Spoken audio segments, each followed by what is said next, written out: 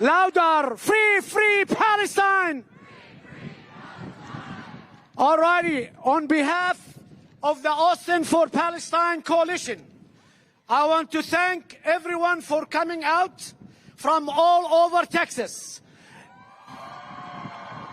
If you are from Dallas, let me hear it. Free, free Palestine. If you are from Dallas, free, free Palestine. If you are from Houston, free, free Palestine. Louder, Houston, come on. If you are from San Antonio, Corpus Christi,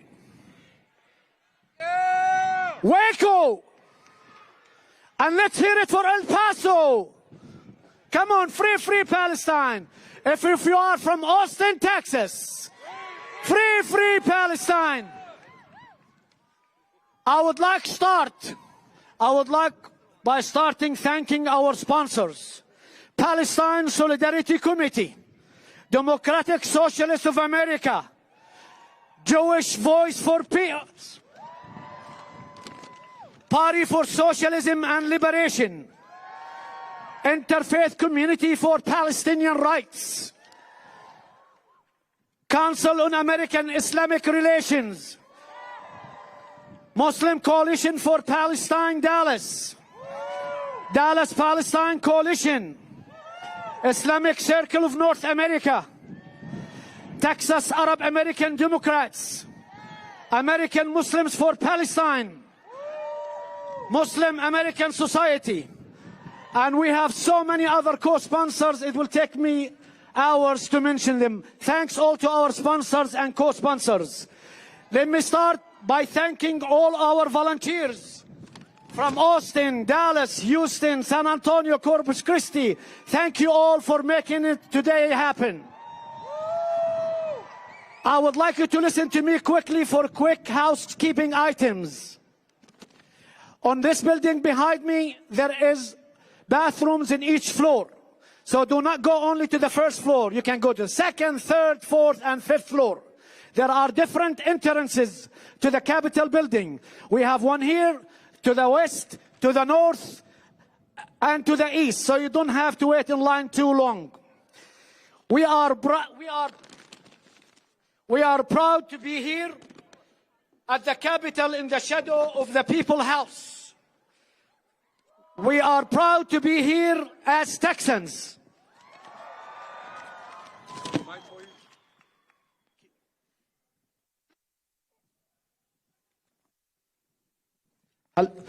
Please keep the grounds clean so we leave it better than we found it. Do not trash, do not stick anything on the monuments or the trees, because this is our house. Volunteers are canvassing with QR codes to email your representative, city council, donations to UNRWA, and to cover the cost of the rally. The medic tent is located on the Great Walk over there if you need any medical help. If you need more information about our rally, please go to austinforpalestinecoalition.org. Let me start by our demands for this rally. We demand an end to the Israeli genocide and the U.S. role in enabling it. Yes, in compliance with the International Court of Justice orders from last week. An immediate and permanent ceasefire. Yes, an end to the siege of Gaza. Ending U.S. military and financial aid to Israel until it complies with international law. Including an end to the occupation and the return of Palestinian refugees to their homes. The boycott of Israel, including ending Texas state investments. Yes, until it ends the occupation of Palestine, dismantles the apartheid system, and ends all violations of international law and human rights. Let me just say again, we have volunteers with QR codes. It will take you to our website. So when you see them, get your phone. It will take you to the demands. It will allow you to register to vote. It will take you to donate to UNRWA. So let's get ready for that and thank these volunteers for doing the work.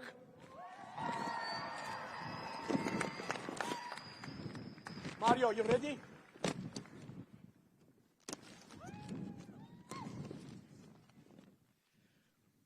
We are going to start our rally today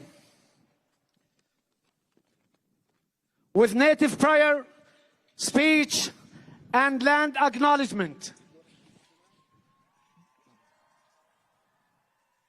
Danza, Olin Yolet, Astika, right?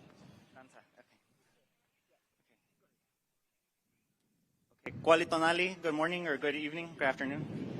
My name is Olin Coyot. I'm accompanied here by Olin Yolot and other Mexica danzantes, which were in indigenous diasporic peoples across what is currently known as Mexico or Southwest U.S. on our Turtle Island. We're here to honor the essences, guardians, and spirits of our Mother Earth and our Mother Waters, to ask permission and to be accompanied by our indigenous ancestors and First Nation stewards of these lands, the Tonkawa, Kickapoo, Garankwa, Alabama, Kaushara, Comanche, Lipana, Pache, Bidai, Kwalwiteco, amongst other indigenous migrating First Nations peoples who continue to face the ongoing 500+ years of colonizations and U.S. imperialism. So yes, we're going to open the directions. We're going to start to the east, then we're going to go south, west, north, sky, and earth. You are more than welcome to join us during this. Opening the directions is what we call it. Tlazokamati, thank you.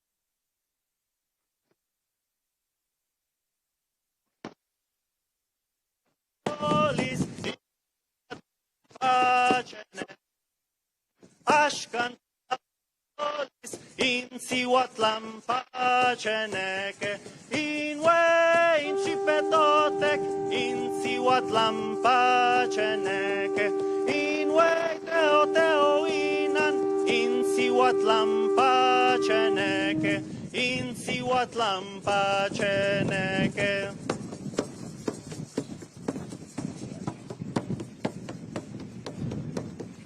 Ashkantot la palolis in miklam pacheneke.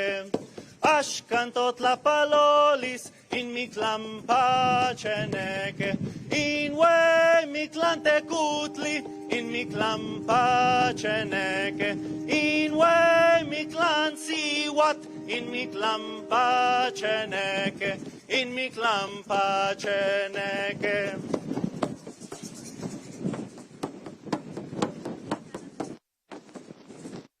Ashkantot la palolis in ilwikam pacheneke.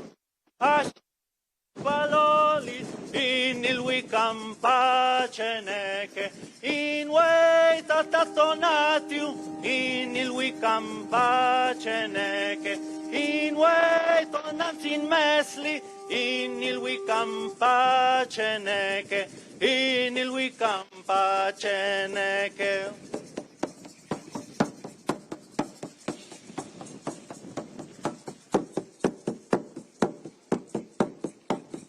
Ashkan tot la lo in paceneke, ashkan intonan sin paceneke, in way tonan lali, intonan sin paceneke, in way intonan sin paceneke, intonan sin paceneke.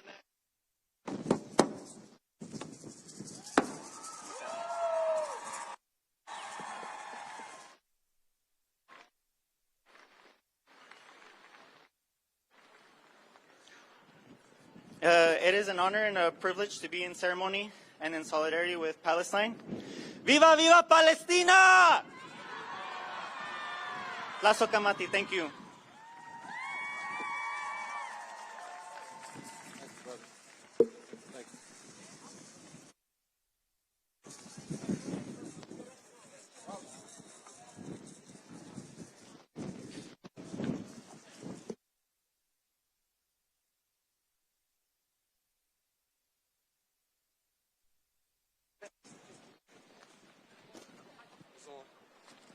Let's give big hand to Dan the Azteca Circle.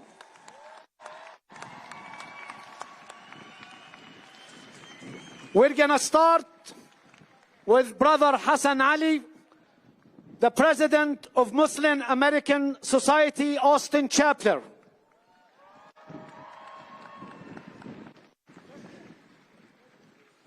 Hello, fellow Texan. You look amazing. You look beautiful. This is humanity at its peak. This is justice at its peak. In the name of Allah, the most compassionate, the most merciful. Today we're gathered in solidarity with the suffering and pain endured by all Palestinians. On their behalf, I extend the blessings and peace of Islam. Assalamu alaikum wa rahmatullahi wa barakatuh. Peace be upon you. We are gathered today. Let's begin by acknowledging a profound testimony from the Almighty Allah. Allah Himself affirmed that He is the upholder of justice. And the angels affirms that Allah is the upholder of justice. And people of knowledge and understanding understand and affirm that Allah is the upholder of justice. The concept of justice is deeply rooted in the mercy of Allah's nature. Indeed, Allah commands justice and kindness. The Almighty Allah say, O my servants, I have forbidden justice for myself, and I have made it forbidden amongst you. So do not oppress one another. And be just, for indeed Allah loves those people who do justice. Allah loves all of you for standing for justice. The Almighty Allah subhanahu wa ta'ala described this gathering in the Quran, chapter 49, verse 13. يا أيها الناس إنا خلقناكم من ذكر وأنثى وجعلناكم شعوبا وقبائل لتعارفوا إن أكرمكم عند الله أتقاكم إن الله عليم خبير. O mankind, O people, indeed, we have created you from a male and female, and we have made you into peoples and tribes, that you may know one another. indeed the most noble of you in the sight of Allah, those who's most righteous. Indeed, Allah is all aware and all knowing. We're gathered here, this beautiful gathering represents unity and justice at its peak. Together, we're united for justice. Together, we're united for humanity. Together, we're united to call for ceasefire now. Ceasefire now. Ceasefire now. Free, free Palestine. Free, free Palestine. Free, free Palestine. And I would like to conclude by welcoming every one of you for taking time, a precious time on Sunday, to stand with our fellow Palestinians thousands of miles away. Thank you from the bottom of my heart. Thank you very much. Thank you, Hassan.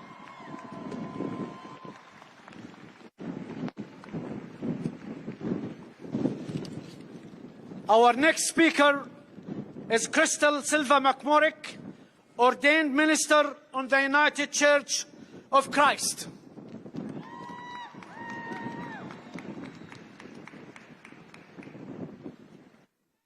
Hola, Texas. I come to offer a blessing, first and foremost, for the people of Gaza,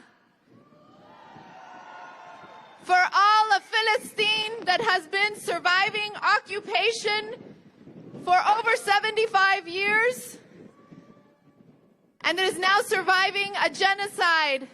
May they feel our love, rooted in resistance. May they hear our voices on behalf of them. Free, free Palestine. We are gathered here with people across the globe to tell the truth. And so the work we do here and the work we do outside of this place will be blessed because it tells the truth. This blessing is a blessing for the work against empire. Empire seeks bombs and violence and to destroy humanity and our very souls. And we are here and we will be blessed because we do the work of truth and love, and we build communities of resistance in the face of empire.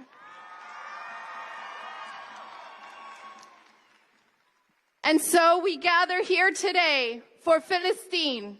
We come together to say, may justice come so that there can be peace in every corner of the earth. Our resistance is rooted in love. And we say to empire, Palestine will be free because it tells the truth and it will always be the truth.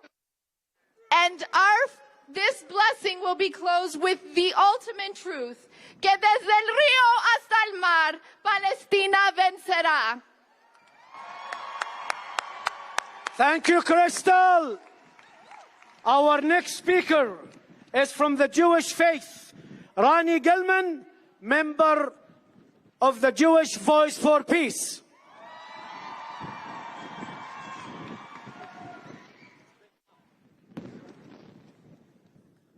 Assalamu alaikum. Shalom aleichem. May peace be upon you all. My name is Ronnie. My pronouns are they, them, and I'm an anti-Zionist Jew.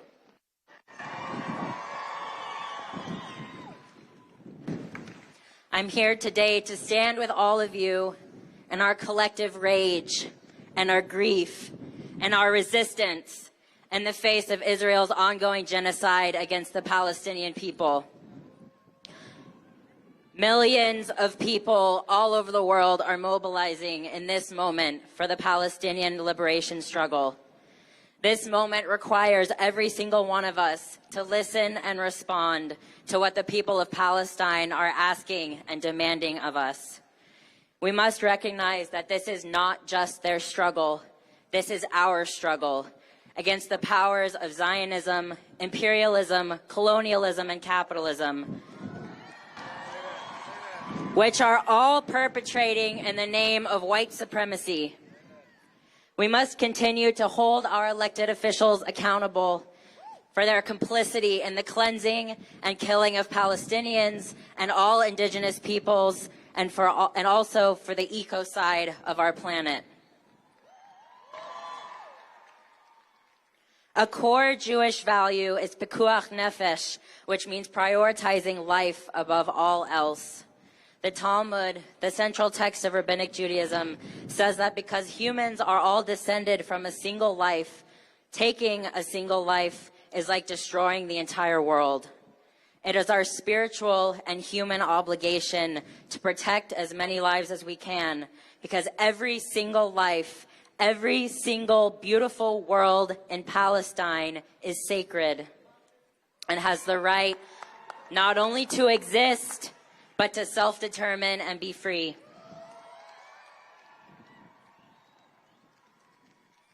I will now offer a prayer for Gaza written by Rabbi Brant Rosen of Tzedek, Chicago.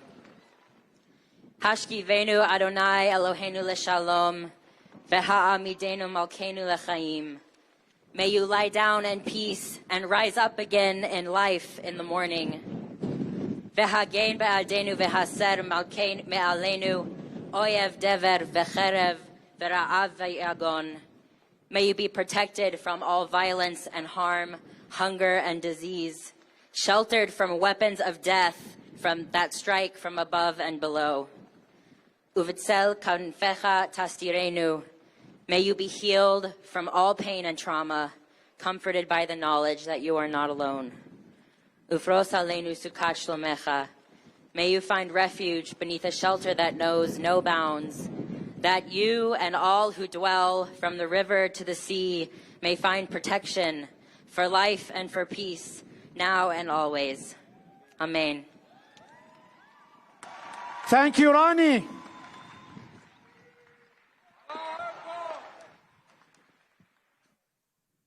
I would like to remind you, we have information tables around here.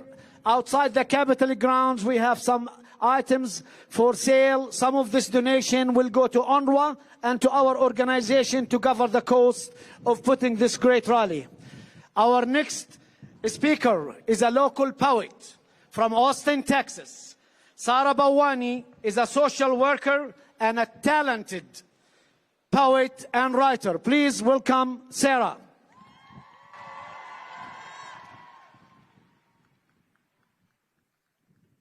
Assalamu alaikum, everybody.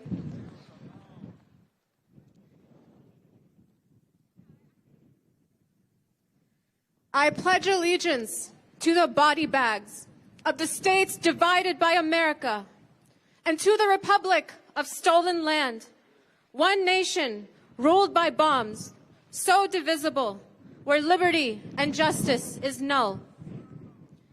This I do declare and hold to be self-evidently true.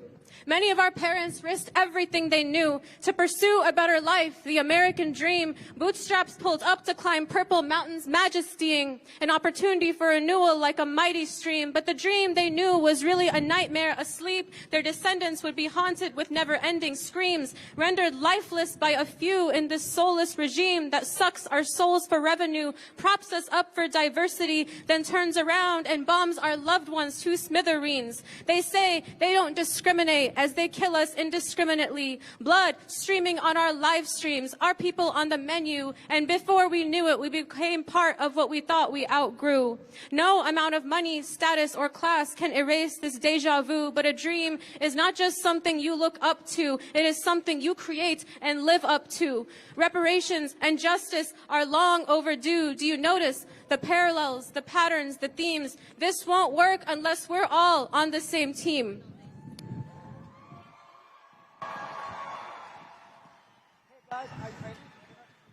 America told us we are fruits and then squeezed us dry, quietly manufactured multiple genocides, 40 babies, weapons of mass destruction. Where else have they lied? And when confronted, their sheeps have blindfolds over their eyes, chanting 4 more years. Red, blue, white are starting to all look alike. We are here for Palestine, but that's not the only reason we cry. Our tax dollars hard at work, keeping drones in our people's skies. But when we say we are complicit, we must also confront the dictators inside. No matter how high up the ladder we've climbed, the shiny cars, the shoes, the fancy homes we buy, a child back home works for a few pennies to scrape by. Workers mistreated for the sake of our Amazon primes. Someone somewhere profits no matter how much we deny. Change is a verb. It must start from our own crimes. Demand to end this endless supply. Undoing this harm is enough work for a lifetime. America the beautiful, an empire built on ugly lies. Don't let them slide.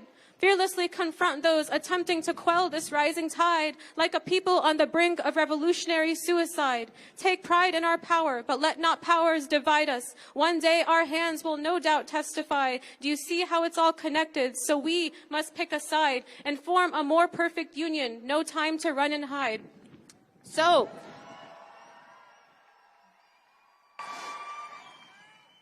are you awake now?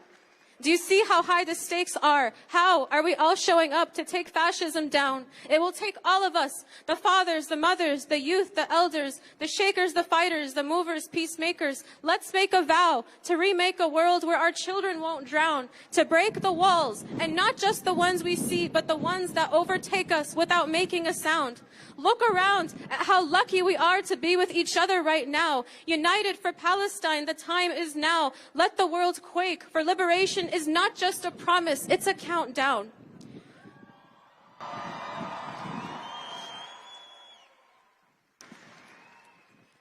God says He will not change a people unless they change their own. Let this protest not be your one free throw. There are more than 1 million ways to rise up and show liberation is a marathon. We've got a long way to go. Though we keep saying no to Genocide Joe, we can't even agree on how we will all vote. The only thing we have to give up is the status quo. The prophet once said, "Whoever among you sees evil, let him change it with his hand. If he cannot do so, then with his tongue. If he cannot do so, then with his heart, even if it is the lowest of the low." So whatever you do, just know, blood may be thicker than water, but our hands linked together prevent both from flowing. The time for apartheid's over. Go protest, rally, stop the bulldozers, the bombs, the ships, war crime cash flow. Write the resolutions, the petitions, the poems. Show up to city council, but also your prayer rugs back home. We won't win this without God's mercy bestowed. Only then can we live in a world worthy of being called home. Thank you. All right, everyone, we're gonna get. Can y'all hear me? Yeah! Yeah, let's get hype with some chants. Free, free, free Palestine. Free, free, free Palestine! Free, free, free Palestine. Free, free, free Palestine! What do we want? Justice! And when do we want it? Now! What do we want? Justice! When do we want it? Now!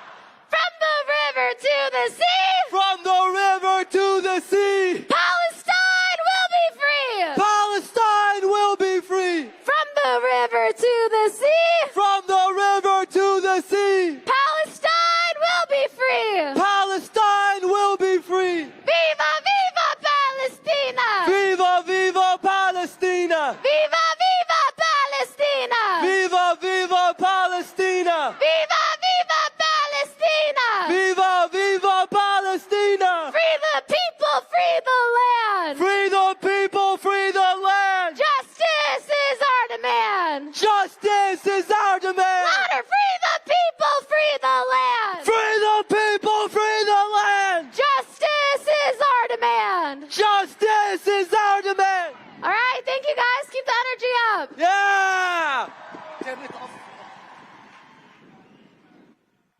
Viva, viva Palestina! Viva, viva Palestina! All right, Texas. Let me introduce Laila Dabake, a Palestinian American community organizer and activist from Austin for Palestine Coalition. Laila.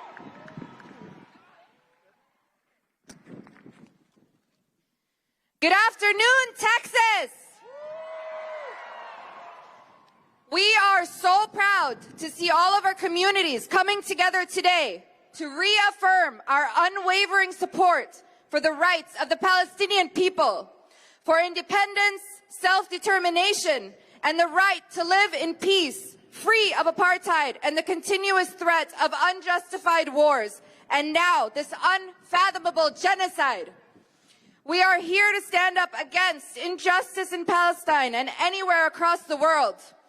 It's been 4 months, 120 days of continuous slaughter inflicted by large part on the children and women of our beloved Palestinian people in Gaza. Vengeful Israeli forces of aggression have deliberately and unjustifiably obliterated more than 85% of Gaza. Over 28,000 Gazan civilians have been unjustly murdered by Israel, backed by the unconditional support of Joe Biden and his administration.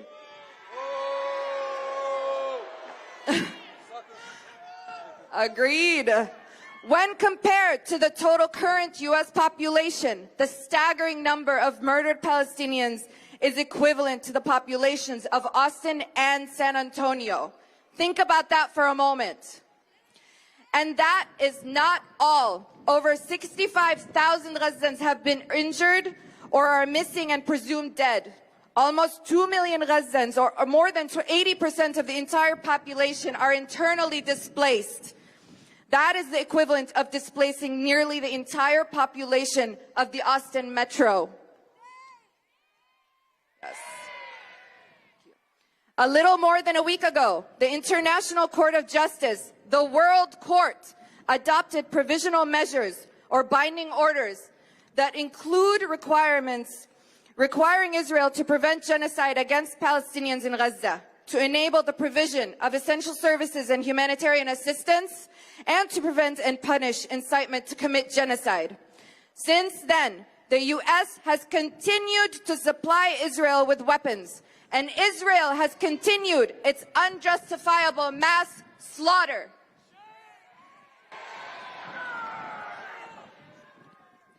The historic decision by the ICJ is the first step towards holding Israel accountable for its criminal behavior and ongoing genocide in Palestine. We look forward to the day when all war criminals, especially Israel and its enablers, are held responsible for their crimes against humanity. From this moment forward, our community must not and will not vote for politicians who are partners of Israel in its genocide against the Palestinian people in the Gaza Strip. We will not cast votes for war criminals and their enablers, including President Joe Biden and Donald Trump.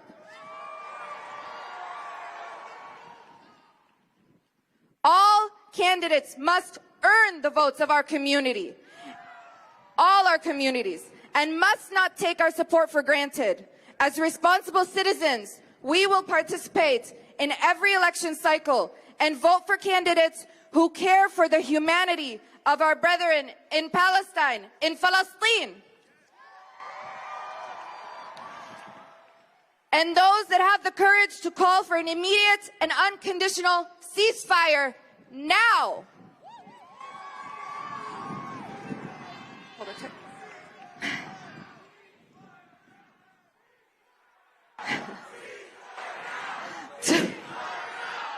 Ceasefire now, correct. Today's gathering is a beautiful example of what we can achieve when united in support of humanity and justice. We believe in the inalienable right of everyone to live with freedom, peace, and dignity. We also unequivocally reject all forms of discrimination and racial bias, be it anti-Semitism, Islamophobia, anti-Arab or anti-Palestinian sentiment. We are united in the fight against all forms of oppression and biases based on ethnicity, color, gender, economic status, religious belief, or who someone loves.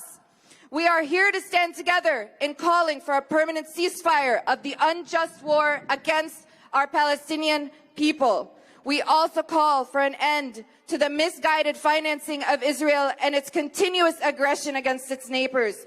Most importantly, it is high time that we band together to end the illegal Israeli military occupation of Palestine and dismantle the apartheid regime in the Holy Land. Let's live by the words of President Nelson Mandela, who said, "We know too well that our freedom is incomplete without the freedom of the Palestinians." Thank you all, and long live Palestine!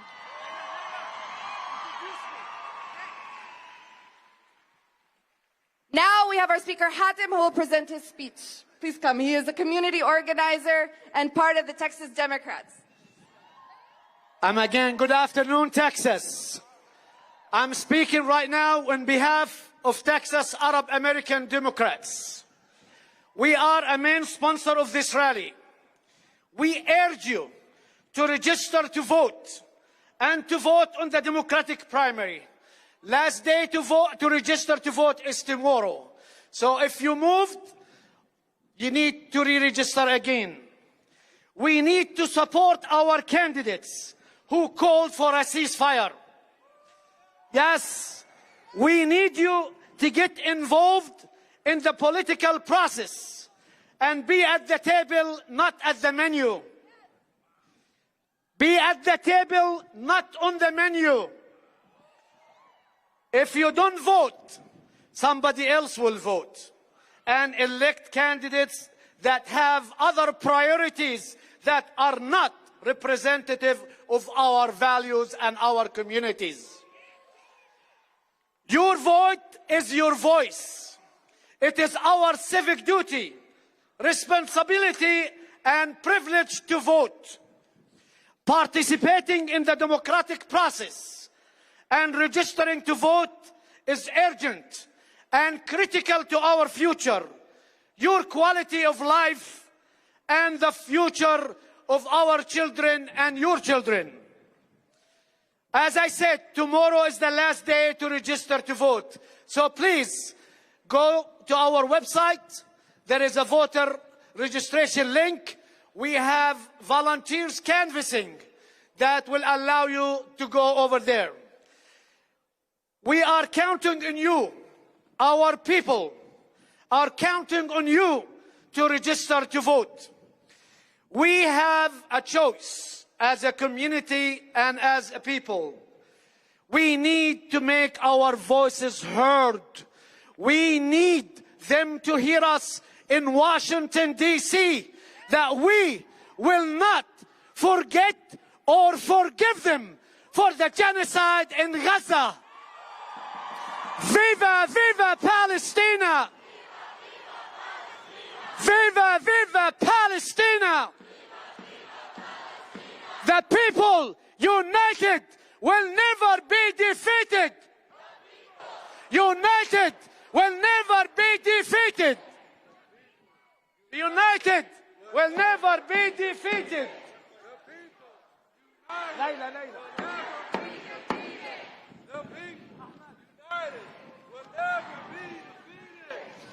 Our next speaker is Ahmed Al-Safadi from Dallas, one of our beloved Palestinian community members from Gaza, who has lost 41 members of his family since October 7th. Ahmed?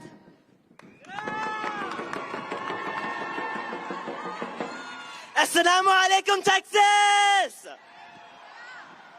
I'm Ahmed Al-Safadi, a proud Gazan, and today I want to share my story. It's a story about my family and how I've lost 171% more family members in the past 4 months than an average person has in their entire lifetime. In the past few months, life has thrown some really difficult challenges our way. My family has faced things we've never expected. Imagine finding out your family was murdered on the news. That's what happened to me just 3 weeks ago.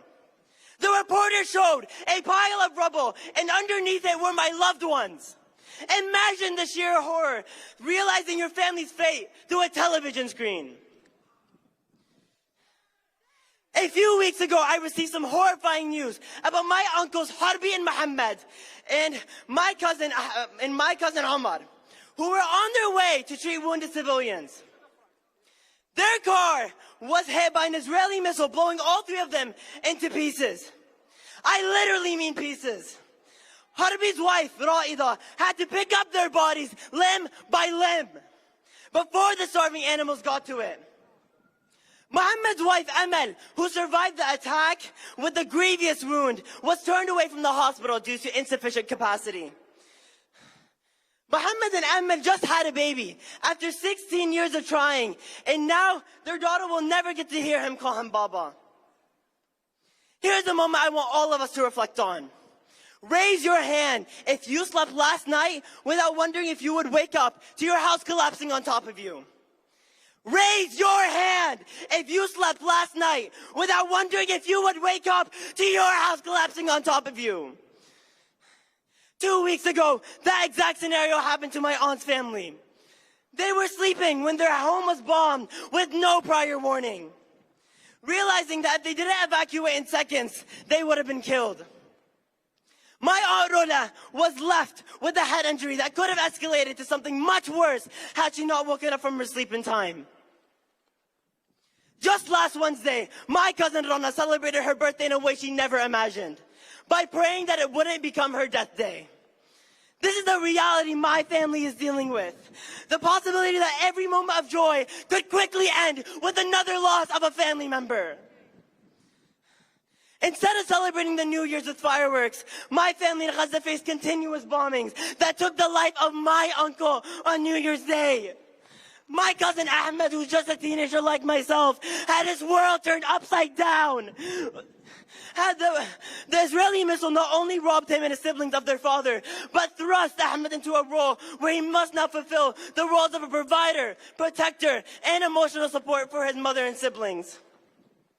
He started 2024 not with the promise of a happy new year, but with a disturbing set of responsibilities and challenges for a teenager.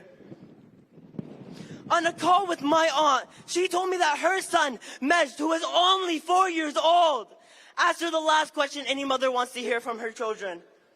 He asked if it's time for him to die. He hasn't even had a chance to live his life yet, and he's already terrified of death. I'm not asking for sympathy. I'm asking for understanding and support. When I talk about the 41 members of my family who were killed, I'm not just throwing numbers at you. I want you to see them as real people with dreams, goals, and memories, just like each one of you.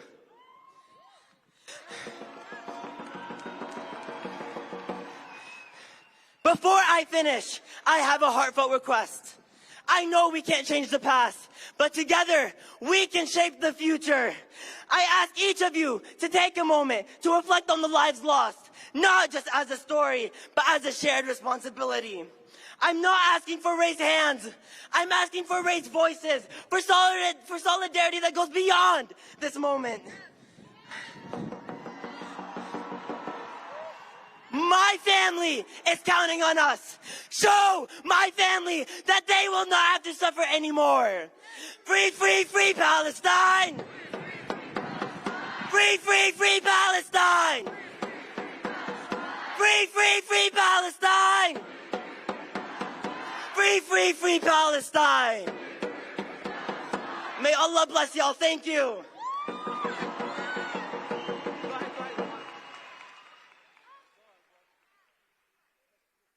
Up with liberation! Up with liberation! Down with occupation! Down with occupation! Up with liberation! Up with liberation! Down with occupation! Down with occupation! We want justice, you say how? We want justice, you say how? End the siege on Gaza now! End the siege on Gaza now! We want justice, you say how? We want justice, you say how? End the occupation now! End the occupation now! Biden, you're a liar! Biden, you're a liar! We demand a ceasefire! We demand a ceasefire! Biden, you're a liar! Biden, you're a liar! We demand a ceasefire! We demand a ceasefire! Free, free Palestine! Free, free Palestine! Free, free Palestine! Free, free Palestine! What do we want? Justice! When do we want it? Now! What do we want? Justice! When do we want it? Now! And if we don't get it? Shut it down! If we don't get it? Shut it down! If we don't get it? Shut it down! Wow. Thank you.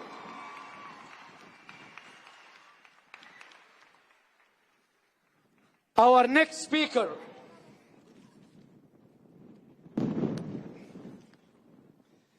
is Ben Sadibeh from American Federation of State, County, and Municipal Employees, Local 1624, joining us to talk about the role of the labor movement in organizing for free Palestine.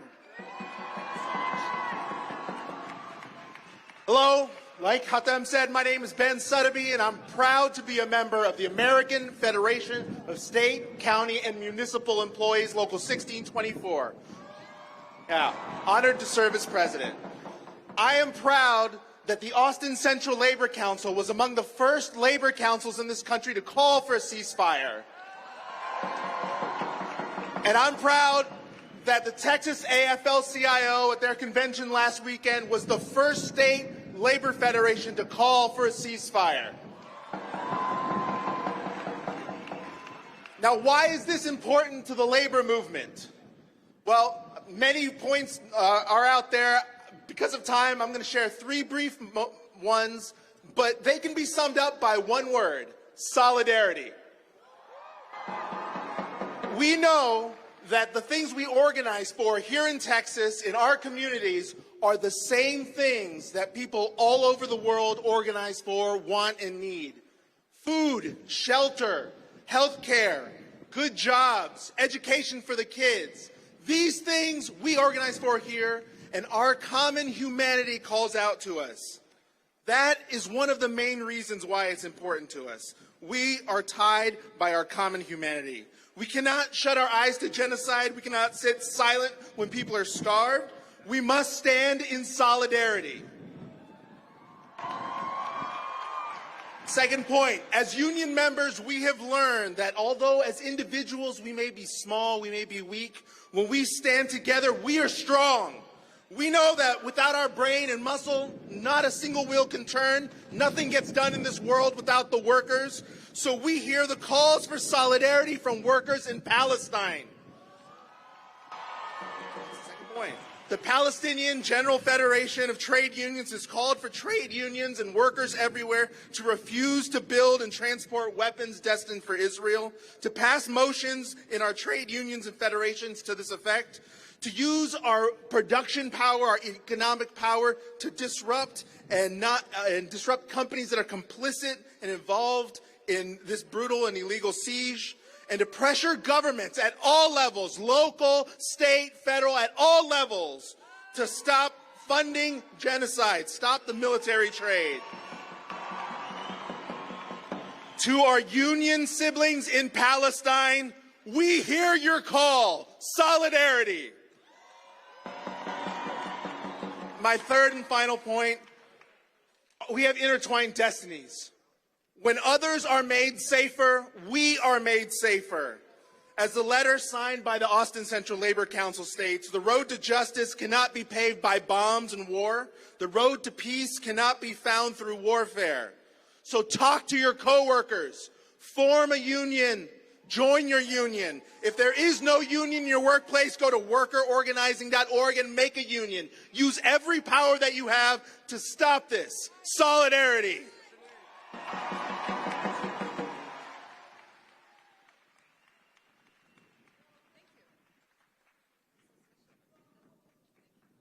Allahu Akbar. Okay.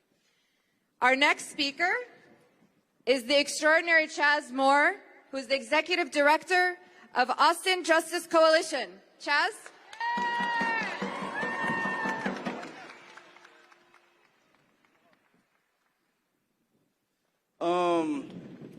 Good afternoon. Good afternoon. I literally just got back from Houston from a funeral. My good friend's grandma passed away, and I wanted to go to support that, and literally got back here maybe like 1:15.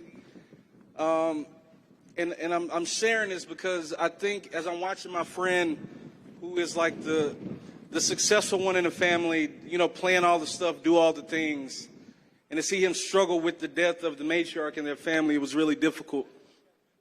And then it made me think about, you know, what I'm going to do when my grandma passes away. I know none of you people know me, but my mom passed away when I was 7 years old. So I was raised by my grandma, and that made me start thinking about my grandma. But the reason I rushed back today is, although that we were mourning the loss of this woman that was 90-something years old, I could not stop thinking about these 20,000, almost 30,000 kids that have not even had a first birthday, that have been killed and slaughtered and slain because of this colonialism, this colonial quest, and this genocide that is happening in Palestine. And I think that's important because as a black American, I don't forget the people that showed up for us in 2020 with George Floyd.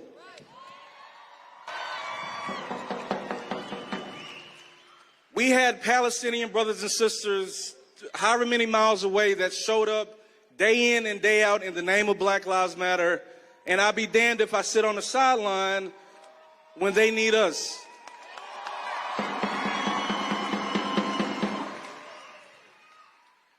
And I say that to say, I'm also, Hatem, I'm going to go a little bit over because I think we also need to stop, I think we need to decolonize the way we organize, right? As people of color, we don't believe in time, right? We have to move, as long as it feels good, then like, let's just be here together. We're in community. They can't push us out of here all at one time anyway. So I'm going to take my time and talk to my people. So, you know, I think a few things are important. I'm going to get out the way. One, I want people to know that somebody said, somebody saw I was speaking at this, and it was like, I'm glad AJC is finally showing up. I took a little bit of offense to that because what they don't know is that we were working the back end of these cowards at City Hall trying to get them to do the right thing. These same cowards that say that we don't want to do a ceasefire because it's not a local issue when they do stuff all the time in South America and in Paris and all these other places.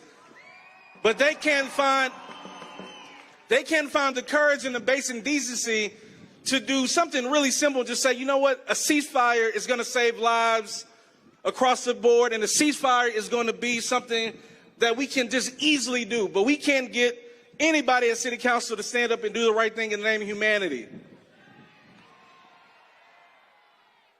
Also, I want people to know that, you know, we've been sending out emails. Hatem, my brother, the reason I rushed back today, we sent out emails about all the rallies and the protests that many of you young folks and Palestinian brothers and sisters have been leading in Austin. And you know how many emails we got that say we can no longer support AJC because you support terrorism? I was like, well, you know what? If you don't want to give us your money anyway, well, fuck it. We don't care.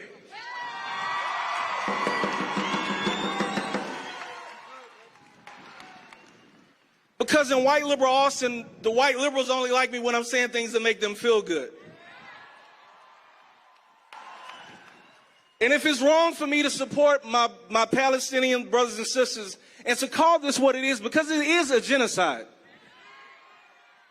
When you have Israeli government officials saying we need to wipe them out, we need to get rid of them, we need to erase them from their land to make it our own, that is colonialism and genocide at its finest. And to be even more clear, right? We're not talking about all Jews. Big shout out to Jewish Voices for Peace that understand at the very essence of Zionism, it's hypocrisy to use what happened to your people and now do it to another group of people. You got ADL saying not ever again, but here they are condoning what's going on with the Israel government and what's going on with this genocide in Palestine. And then anytime you criticize Israel or anytime you call out Zionism, you're being anti-Semitic. Well, I say to hell with that. We have to start calling things by their names. Also, I want to challenge us to stop calling. I mean, I understand, you know, common language, but I was floored when I heard about Palestine. Why do we keep trying to make this comfortable for Western colonial and using that language? It's Palestine. Let's call it by its mother's maiden name.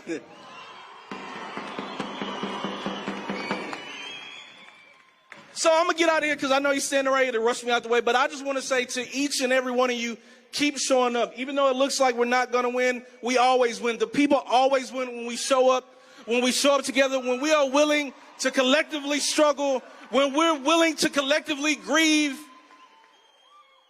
Right? And it's okay if you don't have the strength to show up every day at every march and rally, that's okay, because I also think it's important to understand there is a fucking genocide going on that has to weigh on everybody in this crowd. It's not normal to just get up and go to work and act like it's normal when 27,000 kids won't get to celebrate a first birthday. It's okay to not be normal when Israel is blowing up governments and churches and hospitals. It's okay to feel that. It's okay to be human. And that is why we need one another, because we all feel this grief.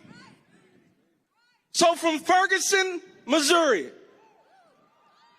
to Austin, Texas with Mike Ramos, and from the river to the goddamn sea, we're going to continue to fight.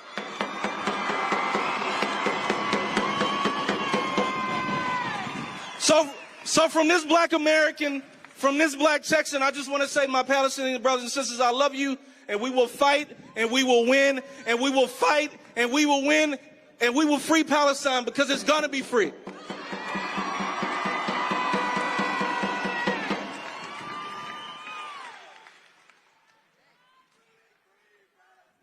Free, free Palestine! Free, free Palestine! Free, free Palestine! All right, guys, our next speaker, Danielle Silva, a proud union member of the United Auto Workers Local 2320, commissioner of the Hispanic Latino Quality of Life Commission, and a community organizer. Daniela. Good afternoon. My name is Daniela Silva. My pronouns are she, they, and for legal reasons, I have to say I'm not here on official business as a city commissioner. It's just a title that I hold. Hablo hoy a mi linda gente latine. Tenemos vecinos, familiares, amigos y amantes que dicen, pues lo que está pasando allá. Y yo solo me preocupo con mi gente y mi comunidad, entonces no tiene nada que ver conmigo. Trabajo duro para poner un techo sobre mi familia y comida en la mesa, entonces no me voy a enrollar con las cosas que pasan al otro lado del mundo. Y a esta gente les quiero hablar directamente. Nuestra lucha es la lucha palestina, y la lucha palestina es nuestra lucha también. Porque mira cómo explotan a nuestros padres en construir sus grandes ciudades sin pagarles casi nada y sin protecciones de salud. Mira cómo ponen a nuestros hijos en jaulas en la frontera. Mira cómo arruinan las vidas de nuestros primos, encerrándoles en la cárcel sin buena razón. Lo que están haciendo en nuestras comunidades lo han estado haciendo por 75 años en Palestina. Solamente ahora están lanzando bombas para destruir sus casas, escuelas y hospitales. Ahora podemos ver en nuestros teléfonos cómo impiden que la ayuda entre a Gaza para ayudar a la gente a no morir de hambre. Nuestra lucha es la lucha palestina. La misma policía que nos abusan y nos arrestan a niveles mucho más altos de los gringos van a Israel para entrenar en cómo vernos, gente morena, negra, indígena, chicano, latine, como perros y tratarnos peor. El gobernador Abbott nos odia. Y desde el comienzo del genocidio ha mandado millones de dólares a Israel para apoyarlos en sus ataques contra la gente palestina. Nuestra lucha es la lucha palestina. Ellos en poder quieren que te separes de lo que están haciendo en Palestina. Quieren que los miras y digas, no está pasando aquí, entonces no es mi problema. Porque si de veras realizamos que tan interconectados están nuestras luchas, nuestro poder como una gente unida nunca se vencería. No es cuestión de religión ni raza. Esto es una lucha de la gente indígena contra la gente que roba la tierra y explota a la gente que han hecho vida ahí por miles de años. Los enemigos de nosotros no tienen color de piel ni una manera de ser, pero son los que tienen el poder y el dinero que activamente hacen nuestras vidas peores. Mi gente linda, la lucha palestina es nuestra lucha y nuestra lucha es la lucha palestina. Porque nadie tiene libertad hasta que todos tenemos libertad.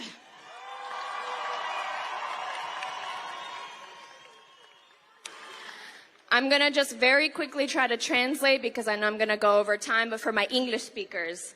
I'm talking today to my beautiful Latina people. We have neighbors, relatives, friends, and lovers who say what is happening there is happening there. I only worry about my people and my community, so it has nothing to do with me.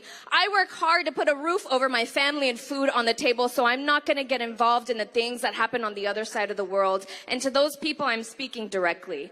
Our struggles are the Palestinian struggles, and the Palestinian struggle is our struggle as well. Because look at how they exploit our parents in building their big cities without paying them almost anything and without health protections. Look at how they put our children in cages on the border. Look at how they ruined the lives of our cousins, locking them in jail for no good reason. What they are doing in our communities, they have been doing for 75 years in Palestine. Only now they are dropping bombs to destroy their homes and schools and hospitals. Now we can see on our phones how they prevent aid from entering Gaza to help people not die from hunger. Our struggle is the Palestinian struggle. The same police who abuse and arrest us at much higher rate than those of white people go to Israel to train on how to see us. Brown, black, indigenous, Chicano, Latina people, they treat us like dogs. Worse. Governor Abbott hates us. And from the beginning of the genocide, he has been sending millions of dollars to Israel to support them in their attacks on the Palestinian people. Our struggle is the Palestinian struggle. Those in power want you to separate yourself from what they are doing in Palestine. They want you to look and say, it's happening over there, so it's not my problem. Because if we really realize how interconnected our struggles are, our power as a united people would never be defeated. It is not a matter of religion or race. This is a struggle of the indigenous people against the people who steal the land and exploit the people who have made their lives there for thousands of years. Our enemies do not have a skin color or a way of being, but they are those who have the power and the money and who actively make our lives worse. My beautiful people, the Palestinian struggle is our struggle, and our struggle is the Palestinian struggle. Because no one is free until we are all free. The people united will never be defeated. La gente unida jamás será vencida. Thank you, and free Palestine.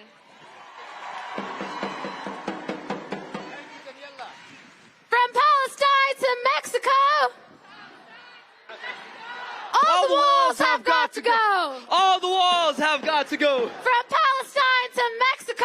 From Palestine to Mexico. All the walls have got to go. All the walls have got to go. Hey, hey, ho, ho. The occupation has got to go. Hey, hey, ho, ho. The occupation has got to go. Hey, hey, ho, ho. The occupation has got to go. Hey, hey, ho, ho. The occupation's got to go. Hey, hey, ho, ho. The occupation's got to go. Hey, hey, ho, ho. The occupation's got to go. Thank you. Yes, let's hear it up. Free, free Palestine. It's my honor and privilege to be introducing Rabbi Laini Kleinman, Jewish Voice for Peace Rabbinical Council, and a member of Rabbis for Ceasefire.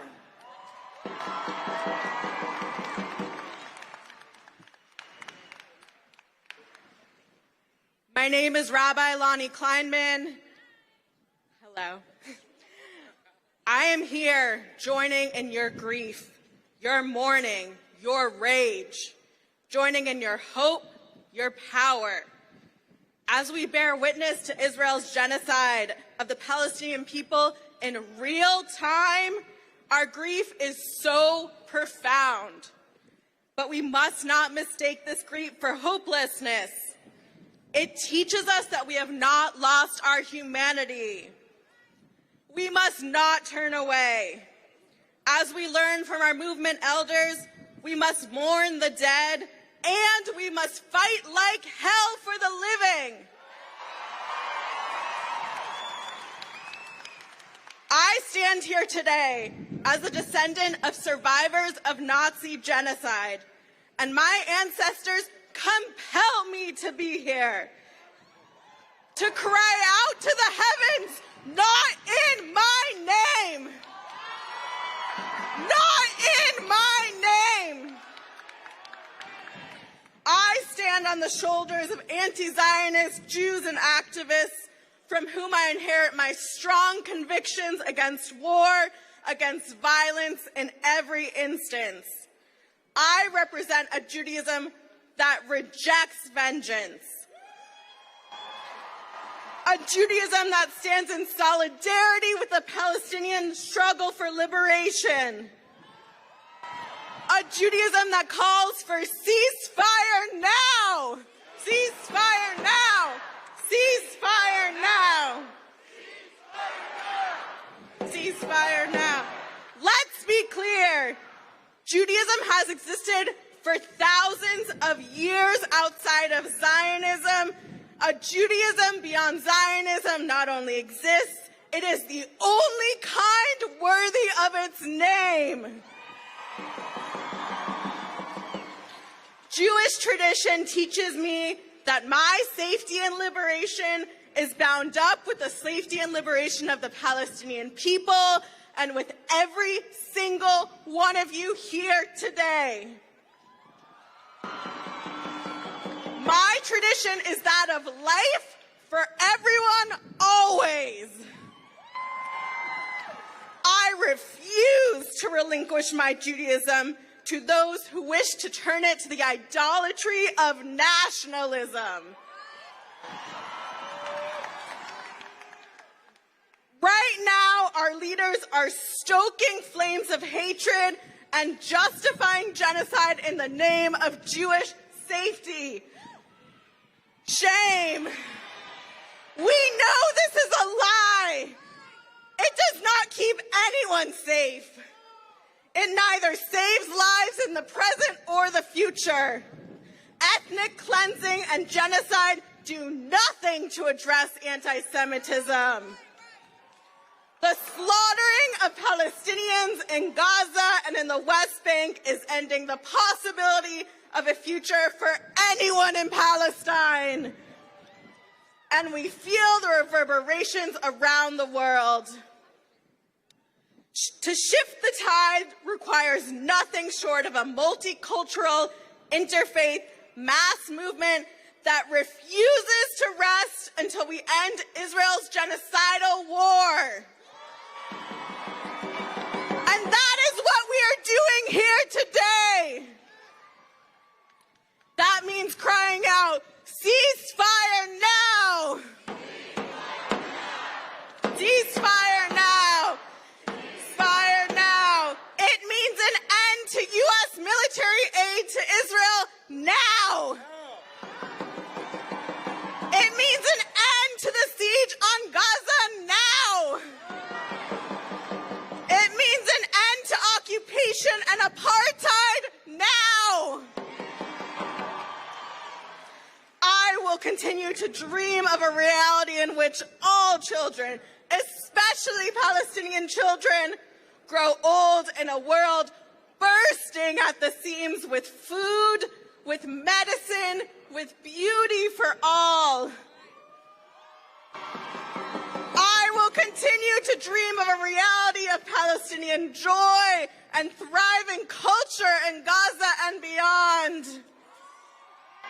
A world where we gather in the thousands like this to celebrate life. Will you share this dream with me?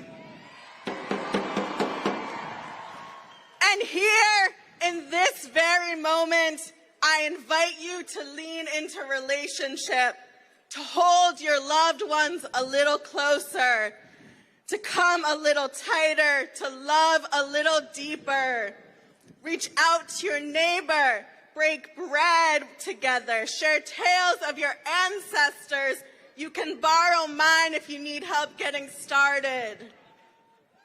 We stand here today sending love and gratitude to the people of Gaza, to the people of Palestine all throughout the land and the diaspora, and we say, your fight is our fight. We will continue to do everything we can until you are free, until we all are free. We do this together. We need every single one of us. And I say, can you hear it, son? May it be so. Amen. Thank you, Rabbi Lani, from our friends and allies in the Jewish community, Jewish Voice for Peace. Fellow Texans, look around. We have tens of thousands around you that came from all over the state. Thank you for coming out, and thank you for standing against genocide.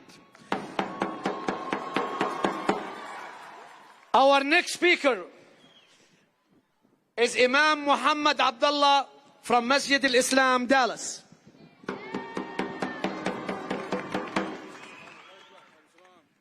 Assalamu alaikum, peace and blessings be upon everybody. If you're here to support the people of Palestine, make some noise! Ceasefire now! Ceasefire now! Ceasefire now! Oh, people of Palestine! Oh, people of Gaza! By Allah, I swear by Allah, we're not like the leaders of our government. By Allah, we're not like those cowards. We haven't forgotten you. There isn't one day that goes by that we don't pray for you. We have Muslims and Jews and Christians. There isn't 1 hour that goes by that we don't shed tears in remembrance of your struggle. There isn't 1 second that goes by that our hearts don't tremble for the atrocities that we see every day.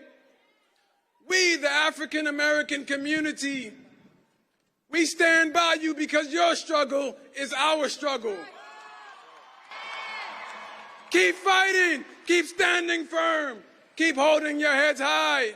We support you, we haven't forgotten you. As our tax dollars continue to support this genocide against your oppressors, which we don't agree with, as our tax dollars continue to support this genocide, we stand in the United States of America, which has its creed based on 3 unalienable principles: life, liberty, and the pursuit of happiness. They have taken your life at an astronomical rate, 25,000 dead, 10,000 children. They have taken your liberty. They have put sieges on you, blockades, no food. But one thing they can never take is your pursuit of happiness. Because they don't control your emotional state. We're with you. Your life, oh people of Gaza, is not like their lives, the oppressors' lives, because their lives are counted in numbers and their names are engraved in stone. But you don't die, you return to your Creator. as martyrs, as witnesses. And for every life that you lost, wallahi, I swear by Allah, it has woken up 100 and 1,000 who were previously morally dead. Now we're awake. We're awake. Our spirits have risen. You have ignited a fuel inside of us. The fight will continue. It didn't start with you, and it won't end with you. As long as one of us is alive, then the remembrance of all of us will continue. Say it with me. From the river to the sea, Palestine will be free. من المياه للمياه فلسطين عربية. One last thing. They're hoping and they're praying, our oppressors, they're hoping and they're praying that their injustices, that their tyranny will cause us to desist, will cause us to stop. No. Allah says in the Quran, قال لهم الناس قد جمعوا لكم فاخشوهم فزادهم إيمانا. When they came for Prophet Muhammad sallallahu alayhi wasallam and they told him that they gathered a large army against you, what did it do? It only increased him in faith. The more that you bomb, the more that you propagandize, the more that you commit tyranny and oppression, it's only going to raise our numbers. Look how many are out here today. You won't stop us. Ceasefire now. Ceasefire now. Ceasefire now.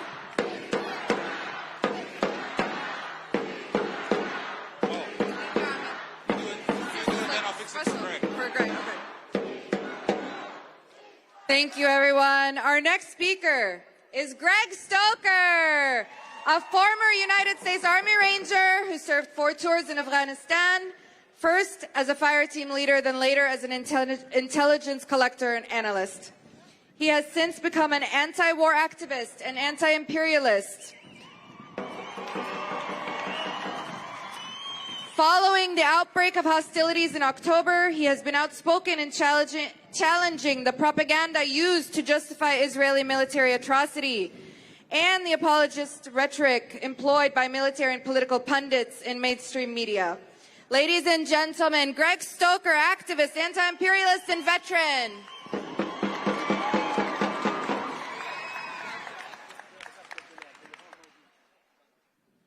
Hello. My name is Greg Stoker, and I'm both honored and grateful to be given the opportunity to speak here today on behalf of the Palestinian cause.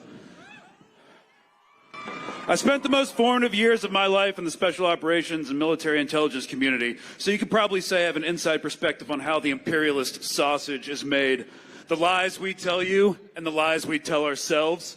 I got out of the military mostly in protest against America's forever wars and against the long-standing foreign policy position designed specifically to justify interventionism around the globe. And I was pessimistic that that position could never be challenged or changed until we witnessed in real time the blithe and unmitigated brutality of occupation forces in Gaza and West Bank, which stands in stark contrast to the fortitude and mystifying resolve of the Palestinian people. Until we saw our elected officials and representatives serve before us the interests of a foreign entity, thereby risking and continuing to risk a continental war of annihilation. Palestine has pulled back the curtain for millions of people in the West. When I first went public on social media on October 11th, after seeing 2,000-pound bombs dropped in civilian neighborhood and the specific and subsequent state policy of directly targeting hospitals, my message was simple. They're intentionally targeting civilians. Everything they do violates the law of land warfare, and they're going to lose, and they're rushing towards a strategic defeat from which they will never recover. And even though the geopolitical dimensions of this genocide have spread throughout the globe, those aspects have not changed. I know a lot of people feel hopeless and powerless right now, especially in the face of the monolithic corruption and Islamophobia of Western governments. Our interests are not being represented, and as the bombs continue to fall and the extrajudicial killings continue to mount and disease continues to spread and Rafah is targeted, and aid is blocked, and cemeteries and holy sites are desecrated, just remember what people have been saying all along. Palestine will free us all. Its example, its courage. Our politicians cynically expected us to lose interest after time and to go back to our lives like it was 2001 or 2003 again. But it's a different time, and social media, amongst other things, have broken down the intentionally constructed East-West media and information divide. The old lies won't work anymore. We see children slaughtered every day by a foreign entity to which we gave last year enough money to end homelessness in America. Yeah. And we're not going to stop, and we're not going to forget, we're not going to stand idly by while our government repeats its old modus operandi of bombing the poorest countries on earth for the sake of foreign special interests, for Boeing, for Raytheon, for General Dynamics, the merchants of death, and the energy sector. For the interests of a tiny few, we, I believe, have passed a point of no return. Gone are the days when imperial war will go unchallenged. And gone are the days when they could hide it. We in the West must stand in solidarity with Palestine and our brothers and sisters in the Middle East because it's morally right and because we suffer due to the same power structures and the same lies. A ceasefire will happen. It's an inevitability at this point, and this bloody regime will eventually crumble. But those are just the opening moves of this long campaign. We won't stop talking about Palestine. We won't stop demonstrating or boycotting. We're not going away. The past 4 months have changed everybody irrevocably. It's just a part of life now. They've already lost. They just don't know it yet. Thanks for your time. Defund Israel. Ceasefire now. Get it over with. Free Palestine.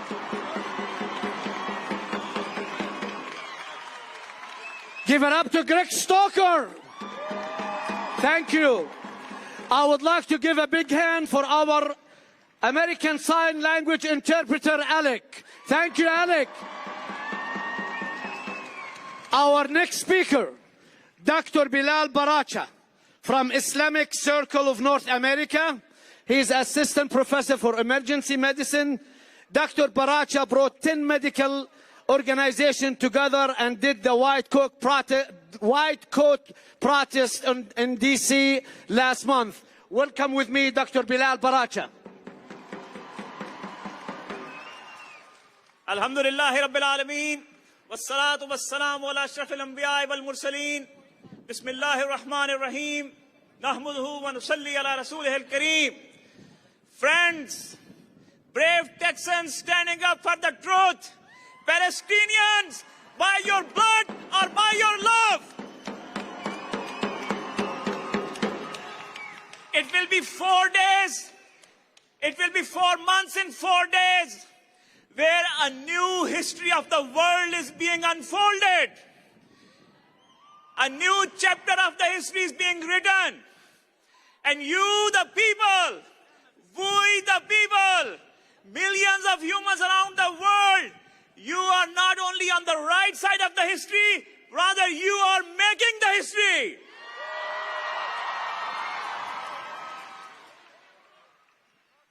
Never before it happened that a genocide is being broadcasted live to the world.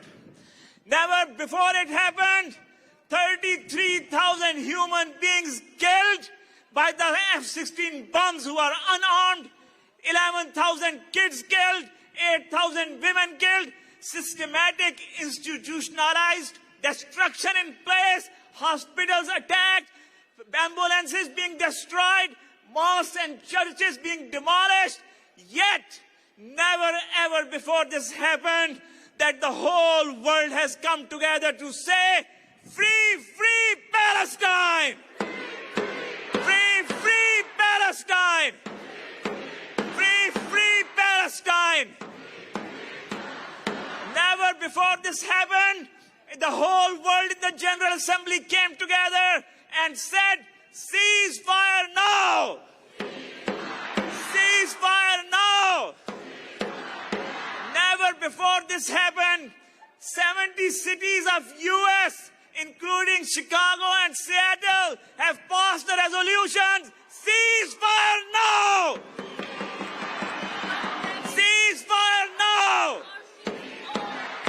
Never before this happened, 70% of the population of US, 70% of the population of the US started seeing the Palestinians' lives matter. And I would like to say, Mr. Joe Biden, Mr. President, as your Zionist lobbies are putting the billboards around the nation saying, don't be naive, Hamas is your problem too, I want to tell you, we will be your problem too.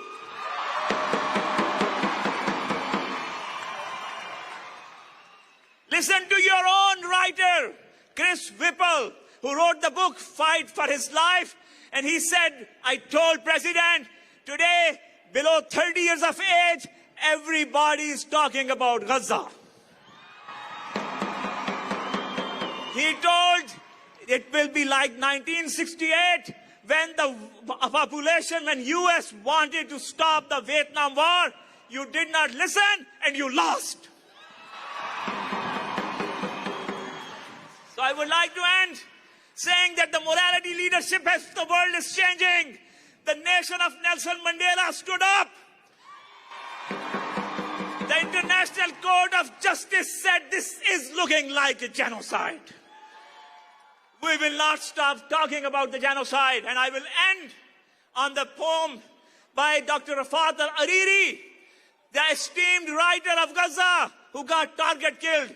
He said, this was his last poem on his Twitter account. I will request each and everyone go and follow him still. He has 116,000 followers. He said, if I must lie, if I must die, you must live. If I must die, you must live.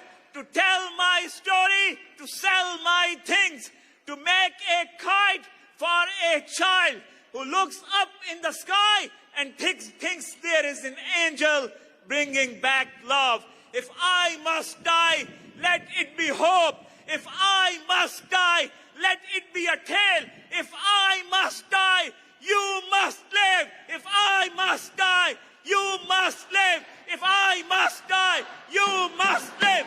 Long live freedom. Long live Palestine. Free, free Palestine.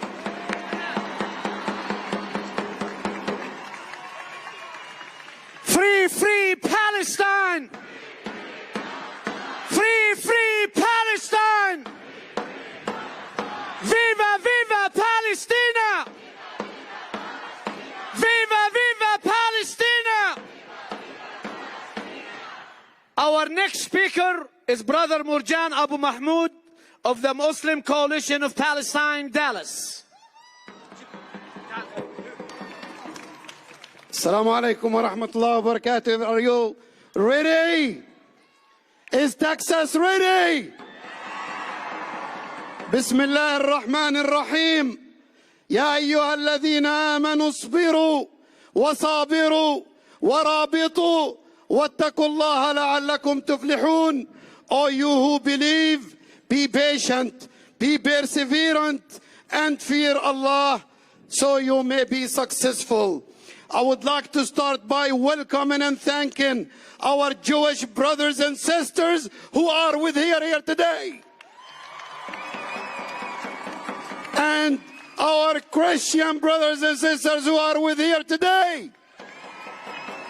And all of you from the Muslim community and other faiths. After 120 days, Israel is still committing genocide, killing babies, children, women, journalists, doctors. Shame! Shame! Palestinians in Gaza are eating grass and drinking polluted water as famine looms over Gaza. For God's sake, they are grinding animal feed as a flour alternative because of hunger and famine. Shame! In Gaza, doctors have been operating in women and kids without anesthesia. Shame! Israel has displaced more than 1.9 million Palestinians in Gaza. Shame! The war on Gaza is not about freeing hostages. It's about genocide, ethnic cleansing, and driving the Palestinians out of Gaza. Shame! We have Israeli ministers who are calling for the erasure of Gaza, the eradication of Palestinians in Gaza. Shame! Some other ministers, they are calling for using nuclear weapons against our Muslim brothers and Palestinians in Gaza. Shame! We all saw how the Palestinian old man who was raising a flag, a white flag, has been shot by a sniper in cold blood. Shame! You know what?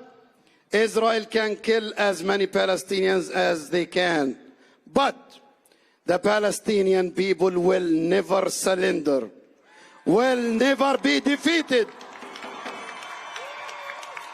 Palestinians have patience, resilience, and they have been standing against genocide, against ethnic cleansing, against oppression, against apartheid for the past 100 years. You will not defeat Palestinians. As for our government, the US government,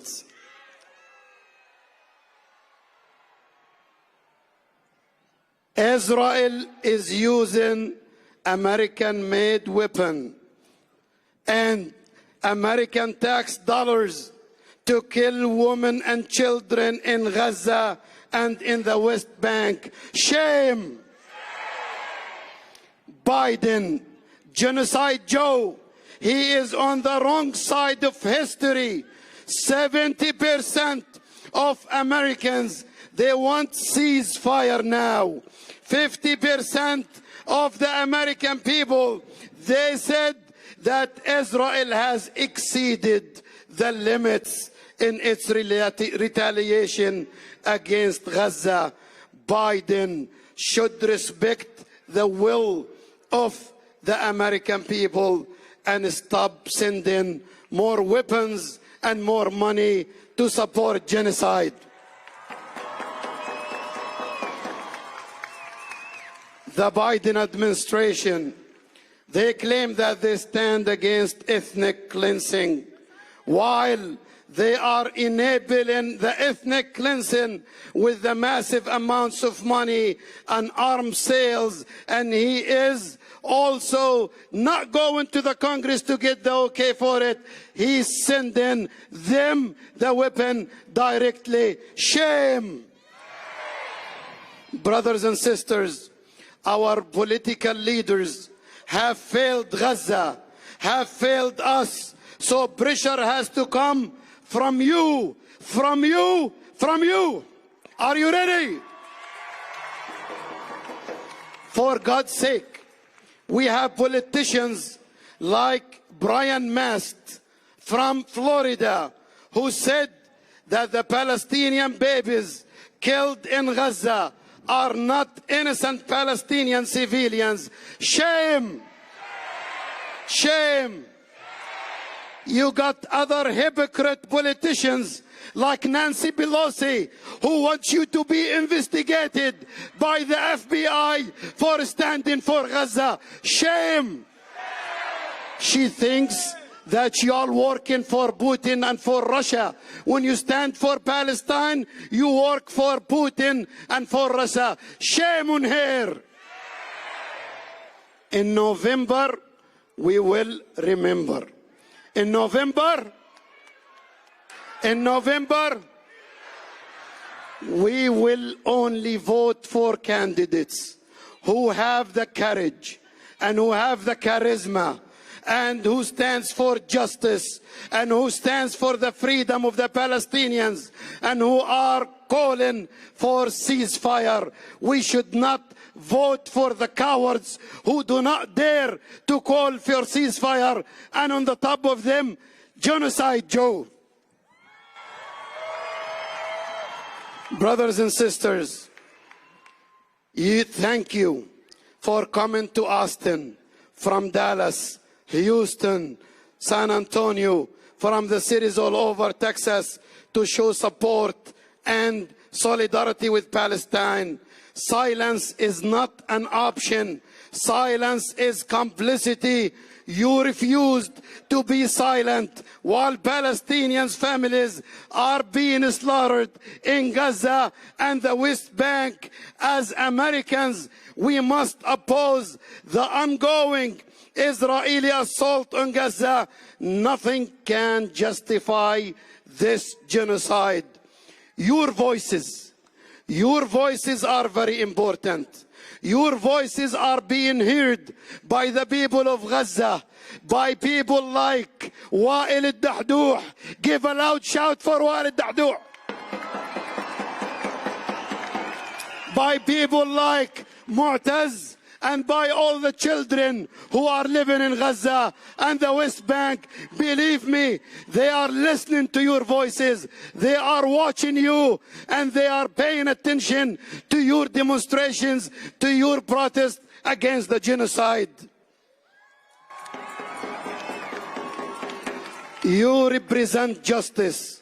You represent the strength of community, and you show the importance and the power of collective efforts. You have inspired congressional staffers, even in the Biden administration, and in the Blinken, also in the Blinken administration, and in the Biden, to stand up and show solidarity with Palestine. And in this regard, we would like to thank Tariq Habash, who resigned over the oppression of the Palestinians. Give him a loud shout. And you know what? We should always give a loud shout for South Africa. Give a loud shout. Mandela said that our freedom will not be complete until Palestinians are free.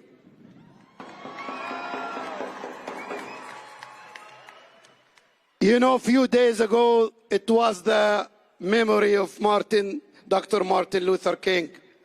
He said, injustice somewhere is a threat to justice everywhere.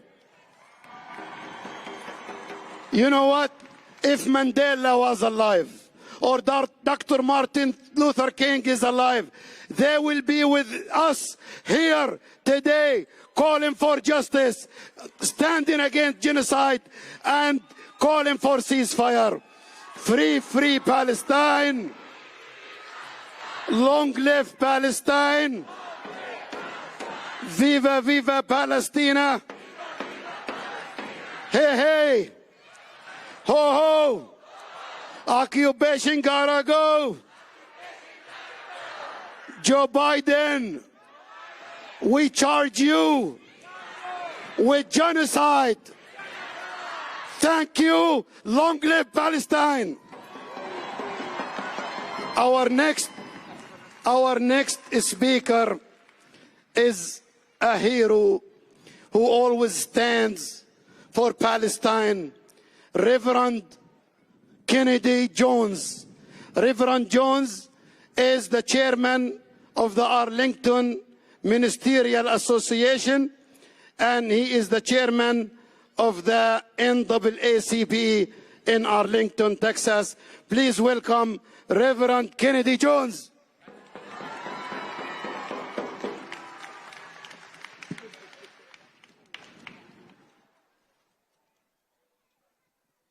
Thank you today for allowing me to share in this occasion to bring clarity that it is past time for a change to take place. We are here today in our shared American identity and how we are all bound by our common humanity. Today, every American should feel your pain and should all support this call for a permanent and lasting ceasefire for the people of Palestine and Gaza. The time for half measures and blasé conversation has passed. Now is the time to confront the real evil that has been visited upon the people of Gaza.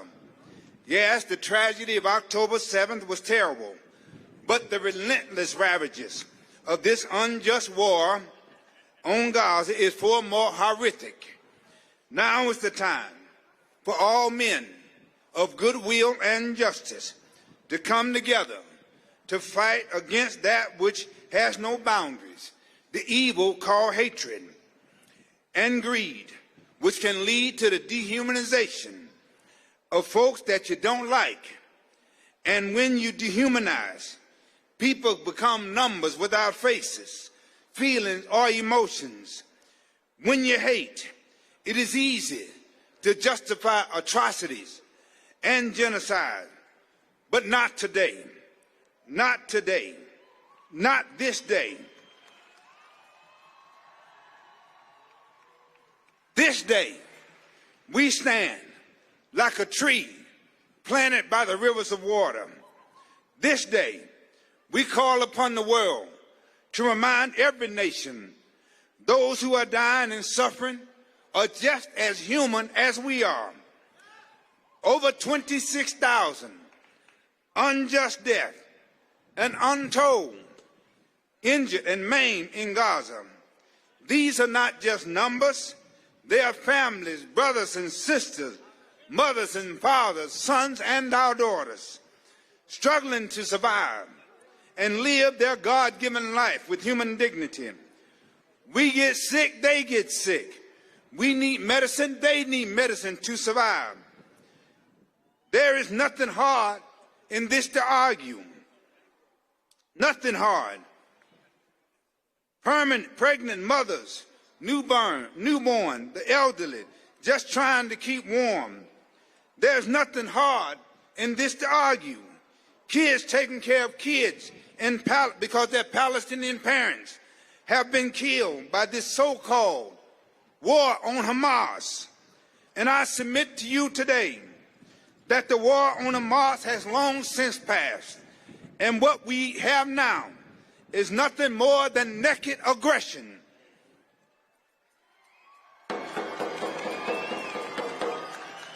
Perpetrated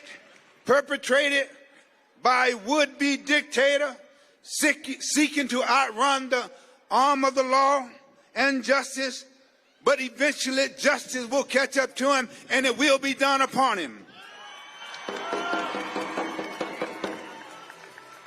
The horrors perpetrated by this war is rejected by the vast majority of Americans who are enraged. Black and white, Protestant and Catholic, and even the Jewish Americans are enraged by this naked aggression of the Israeli Prime Minister and the IDF. We are here today. We must make it clear to all, rejecting the human rights of the Palestinians is a threat to human rights throughout the rest of the world.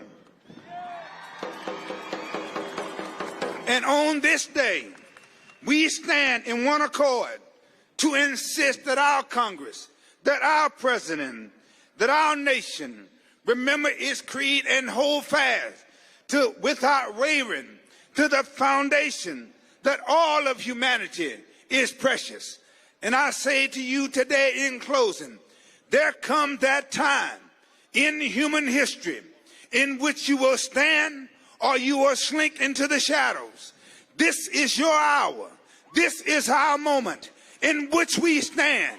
And we stand. We stand because right. We stand because right is on our side. We stand because the vast majority of Americans are on our side. We stand because the world is on our side. And we stand because God Almighty is on our side. Viva, viva Palestina! Viva, viva Palestina! Long live Palestine! Long live Gaza! Let Gaza live! Let Gaza live! Thank you, Reverend Jones.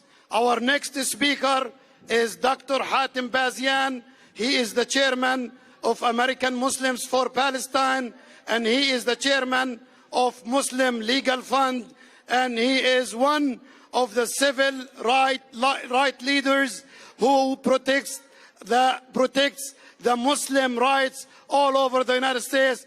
Please welcome Dr. Hatem Bazian. Assalamu alaikum. I stand on this land of the indigenous people, a land that have suffered multiple genocides and erasure. As Palestinians, we can't speak in any part of Turtle Island without giving appropriate recognition that we are standing on a stolen land.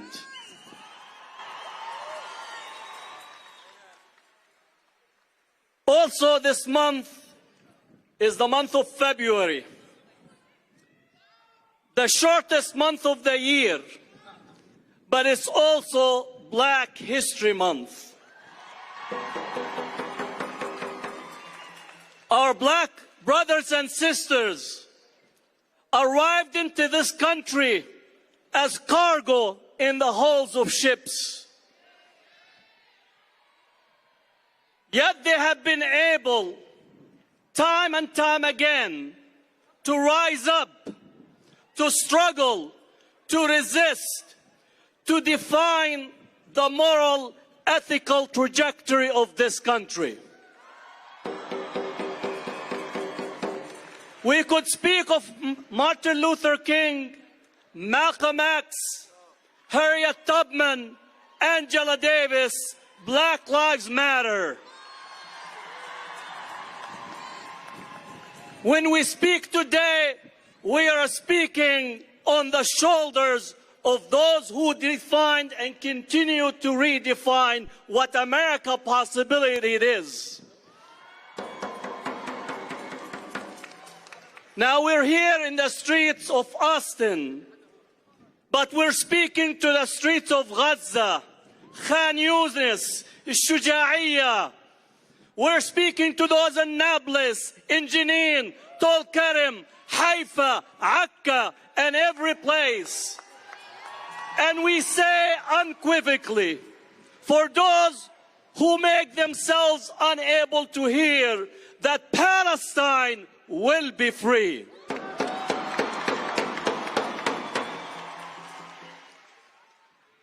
Many ask the question, what do Palestinians want? Some say it's complicated. Again, nuclear physics is complicated. Fuzzy math is complicated. Having a recipe that comes out right is complicated. There is nothing complicated about the demand and the desire for justice and liberty. Palestinians for 100 years have been demanding, struggling, fighting, resisting for freedom. Freedom! Freedom is what the Palestinians want. Now, history is very important for us. It is not coincidental that South Africa is the country that takes Israel to the International Court of Justice. It is not coincident. South Africa was the last settler colonial project to collapse in Africa. When Nelson Mandela came out of that jail, that was the end of settler colonialism in the continent of Africa. From the 1884 Berlin Conference to the key that opened the jail doors, which many of us in this country and across the world were in the streets, but those in the halls of power were cooperating with South Africa. It is not coincidence. We need to understand, Palestine was the last settler colonial project to be commissioned, not in 1948, but in 1917. Palestine was colonized in 1917 by a country that was called Great Britain. And we'll say, Alhamdulillah, it's no longer great, because only God is great. Great Britain at the time was not concerned about the Arabs. And don't let Johnny come lately talking about anti-Semitism. They had no love for the Jews or love for the Arab Palestinians and Muslims. The only thing that they care about, and they continue to care about today, is the mighty dollar and the mighty pound. They wanted to secure their trade route through the Red Sea and the Suez Canal. Let me tell you about Great Britain. Have you ever seen their weddings? I have never seen a drug cartel and a criminal enterprise show all of the things that they have stolen. Britain took $45 trillion worth of wealth from India. When they arrived to India, India was accounting for 24% of the global GDP. When they left it, they reduced it to 3% of the GDP. When you visit the Louvre or the British London Museum, you're actually going to see the den of thieves. Ali Baba and the 40 thieves. Ali Baba is sent to Guantanamo Bay, and the 40 thieves are displaying what they stole from the global South.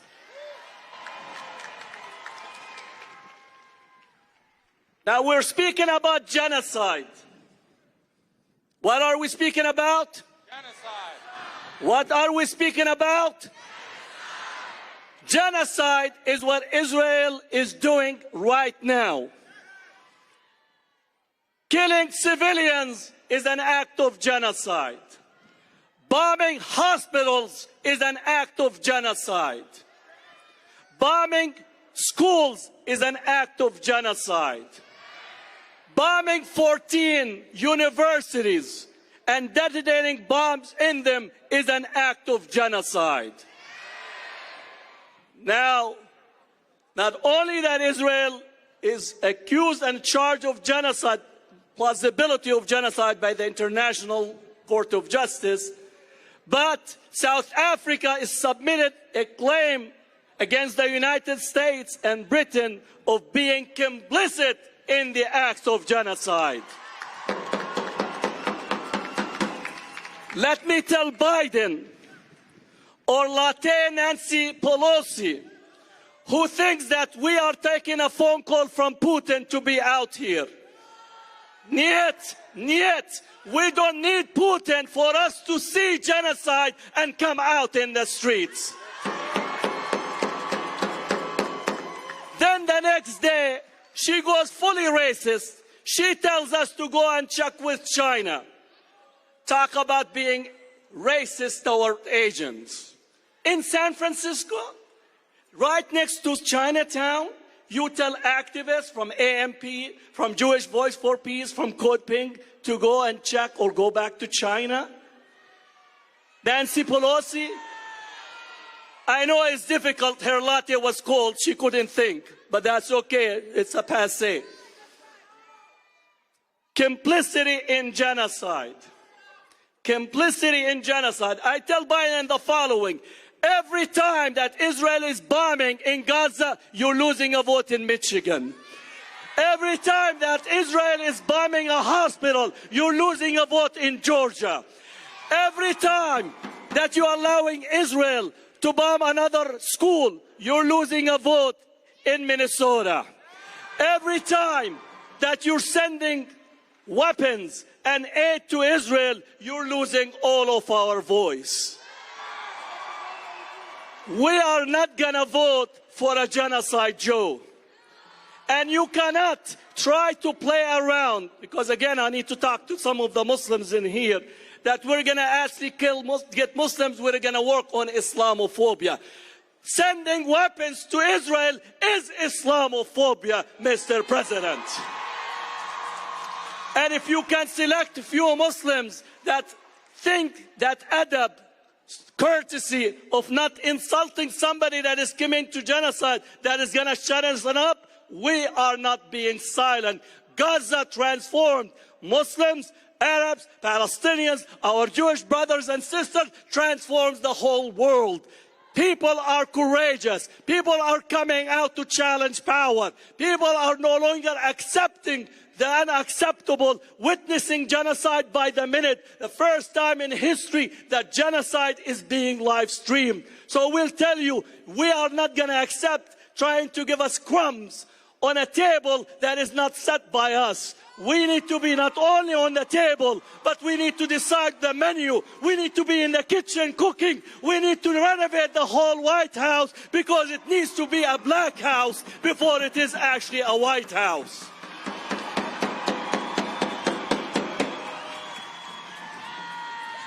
Now I know I'm being given the sign, so that's why I'm going to look this way.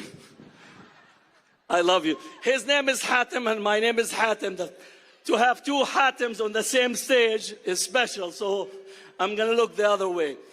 I want to really congratulate all the students on the college campuses.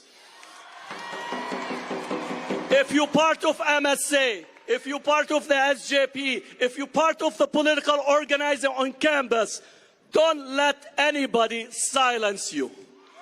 Don't let anybody silence you. Don't let anyone tell you that you're disturbing the campus climate. If there's genocide, there should not be a campus climate other than a climate for justice. Go back. Organize more on campus. Demand Palestinian classes. Demand the Palestinian studies program. Demand the Middle Eastern studies program that are taught by people. Demand for Edward Said to be taught. Demand the projects and materials that teach all of the poets, all of the contributors of Palestine. You need to do this. That is the time. There is no way going back. Palestine will be free. Palestine will be free. Palestine will be free. Palestine will be free. Freedom, freedom, freedom, freedom, freedom, freedom, freedom. Assalamu alaikum. Thank you, Dr. Hatem Pazian. Let me hear it. Free, free Palestine. Free, free Palestine. Viva, viva Palestina! Viva, viva Palestina!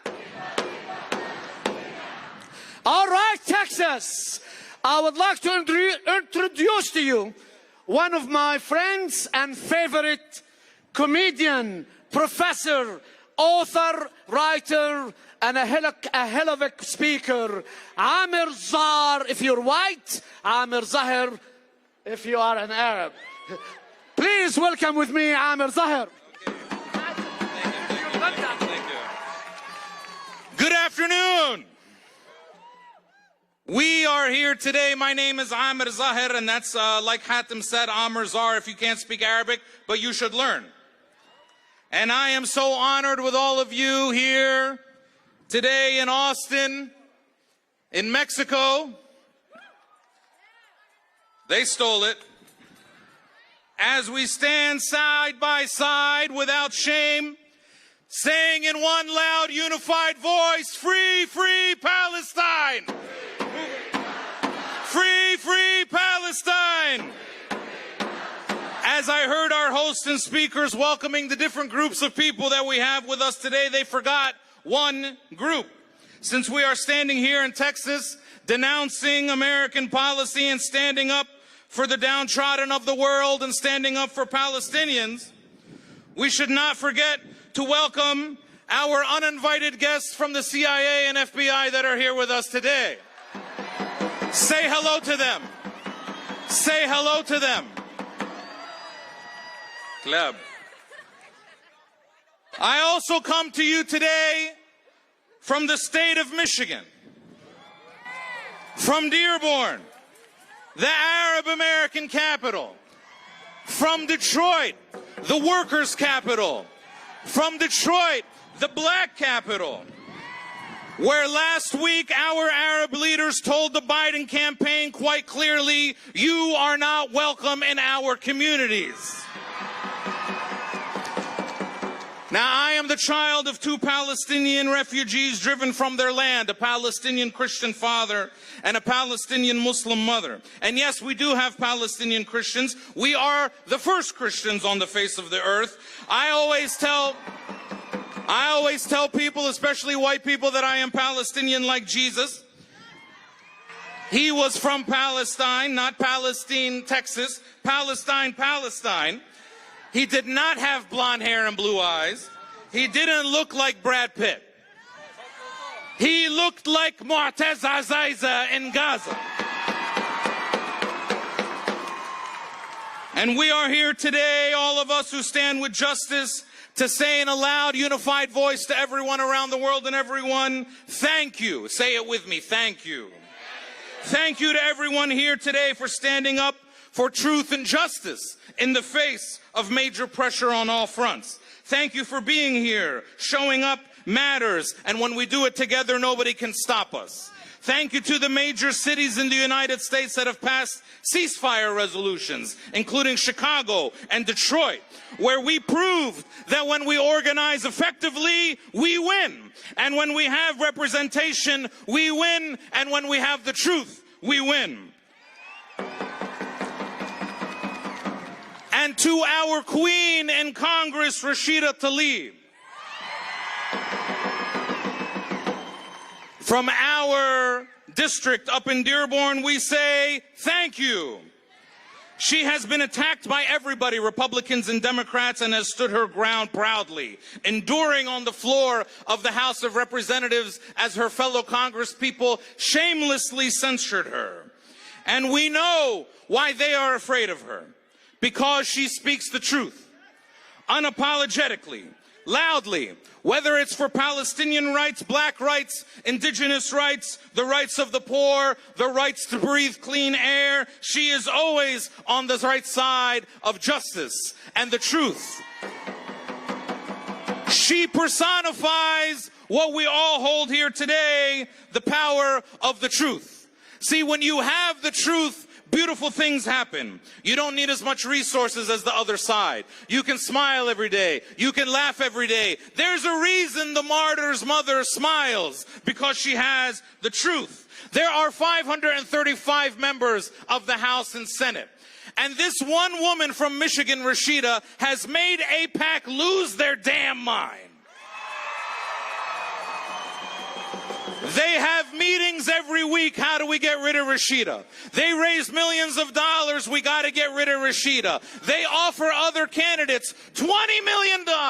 Please help us get rid of Rashida. Over one woman out of 535. Now, if you are strong and secure and you believe in yourself, you don't care about one woman out of 535. You only care about one woman out of 535 if you are weak and fragile and insecure. Because you know that one woman telling the truth can bring everything crashing down. So if they are that scared of her, imagine how terrified they are when hundreds of thousands of us walk through the streets of America screaming, "Free, free Palestine! Free, free Palestine!" We are here to say thank you to our brave brothers and sisters in our homelands, to those in Gaza who refused to leave no matter what. They really thought, after doing this for 120 days, that the Palestinians of Gaza would be lined up on the border to leave, but they are not leaving. They are not going anywhere. They are staying in their homelands. We say thank you to those who are risking their lives to speak the truth to the world, whether they are Mu'taz, or Bisan, or Hind, or Wa'il, or Salah, or even 9-year-old little Lema, walking around speaking the truth. We as Palestinians say thank you to our brothers and sisters in Lebanon who have lost their own family members and are protecting the northern border. We say thank you to our brethren in Yemen who placed a little toll plaza in the middle of the Red Sea, protesting the genocide in Gaza. They have not taken one life, yet they are now the victims of a vicious bombing campaign by the United States. Shame! Shame! President Biden has told the Yemeni people, you mess with our money, we will kill your families. That doesn't sound like a president. That sounds like a gangster. That sounds like a mafia boss. We do not stand for that. And we say a huge thank you to the nation who assembled their most talented people to argue for truth at the International Court of Justice. To the people who knew better than anyone else what apartheid truly looks like. The best equipped to identify it and fight against it, who achieved for the world a true victory at the ICJ, don't get it twisted, where the court found a plausible case of genocide against Israel, where the court found that Palestinians are a national people protected under international law, where the court ordered Israel to stop the killing now, the nation that brought the case that stands for the truth. And so, to our brothers and sisters in South Africa, we are in awe of you. We adore you, and we say as loudly as we can, thank you. We say to you, thank you. While we are celebrating our many wins and the deep love that surrounds us, we know that we still have a lot of work to do. President Biden attempted to meet with our communities in Michigan last week. They are scared. And let me say this, we Arabs are known for our hospitality, for our generosity. We open our houses to guests who show up without notice. We even tell people we want them to stay when we really want them to go home. So when we say the Biden campaign is not welcome in our community, that should tell you something about how we really feel. Just this week, when he was asked about the attack on American soldiers in Jordan, he said Iran was responsible because it arms the groups that attacks Americans. Well, if one nation can be held responsible for arming other nations when they commit atrocities, what does that say about the United States? The main funder of the Israeli genocide in Palestine. This week, Biden's press secretary was asked what his message would be to the Arab voters who are frustrated with his policy. She said that his message would be, Israel has a right to defend itself.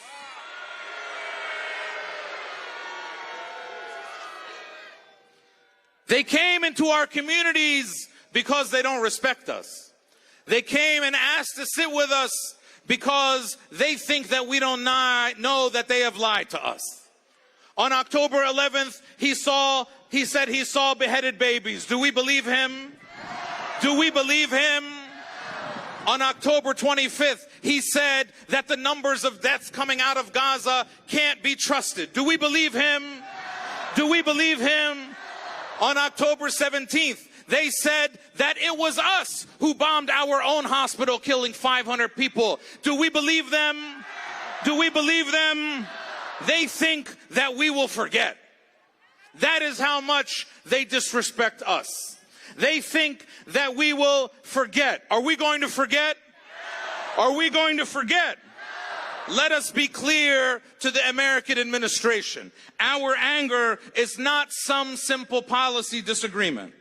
We are watching our relatives being shoved into mass graves, our children blown to pieces, our families displaced, all with the enthusiastic support of a president who has spread lies about us, fostering an atmosphere of dehumanization that got 3 college students shot in Vermont and a 6-year-old stabbed 26 times in Chicago, 6 years old. This administration has us looking over our shoulders, feeling targeted. His top allies like Nancy Pelosi telling people that we are agents of China and Russia. President Biden has broken everything. In 2020, they asked us to save America from Donald Trump, and now we know that we have to save Palestine from Joe Biden.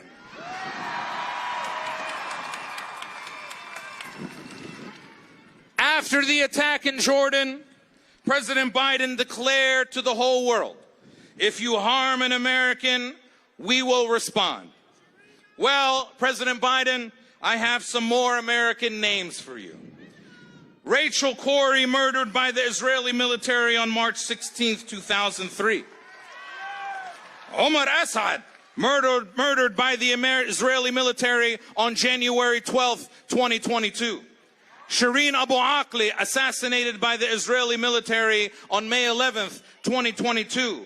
And Tawfiq Ajak, just last week, shot in the head by the Israeli military on January 19th, 2024. What does he think about those Americans? He doesn't care. And we say, shame.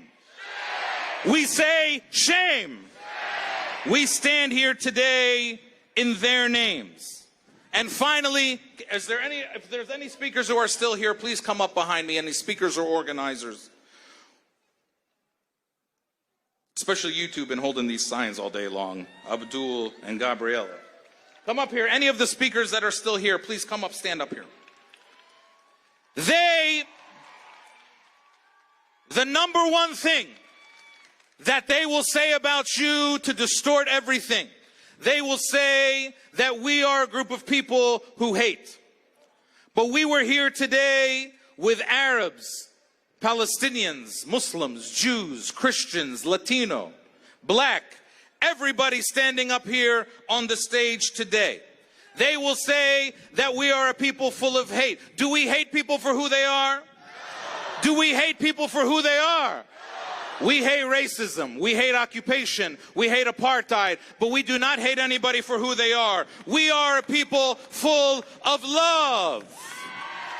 We are a people full of love. We are a people full of what? We are a people full of what? So before we march, I want you to look at the person on your right and look at the person on your left and tell them, thank you for coming today. Say it again, thank you for coming today. Now look at these people and tell them in a loud voice, I'm proud of you. Tell them again, I'm proud of you.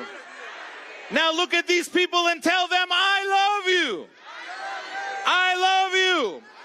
Because we are a people full of what? A people full of what?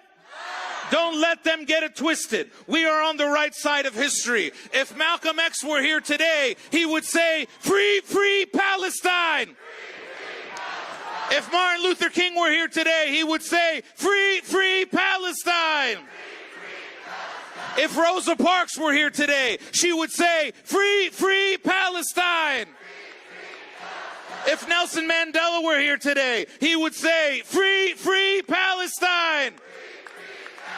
If Cesar Chavez were here today, he would say, free, free Palestine. If the Prophet Muhammad were here today, he would say, free, free Palestine. And don't even forget about it. If Jesus were here today, he would be marching with us, saying, free, free Palestine. And so as we all depart here today, the march will start that way. In a minute, you will all turn around and start walking down there. But I want them to hear you as you are walking down there. I want all of Austin to hear everybody together as loud as you have been today. Say it together. Cease fire now. Keep going. Louder. Keep going. That way. Keep going. Keep going. Keep going. Keep going. Join the march. Cease fire now. Cease fire now. I don't want to say it. Fire now. Sorry. No, sorry. Cease fire now. Cease fire now. Louder. Cease fire now. Cease fire now. Cease fire now. Cease fire now. Cease fire now. Cease fire now. Cease fire now. Cease fire now. Cease fire now. Cease fire now. Hello. Cease fire now. Cease fire now. Cease fire now. Cease fire now.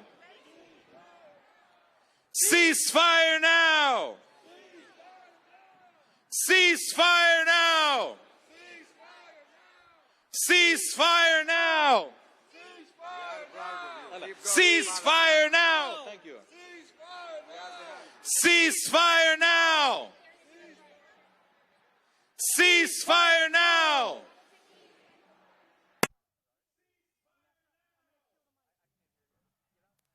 Cease fire now! Cease fire now! Cease fire now!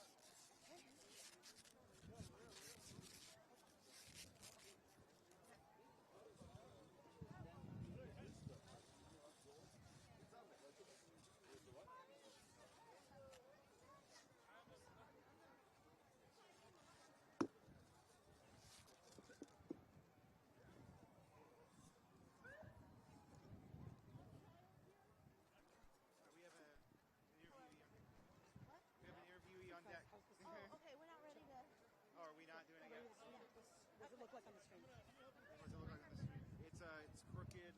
Yeah. Yeah, it's really crooked. Let's go. Shall we? Let's go this way. That way.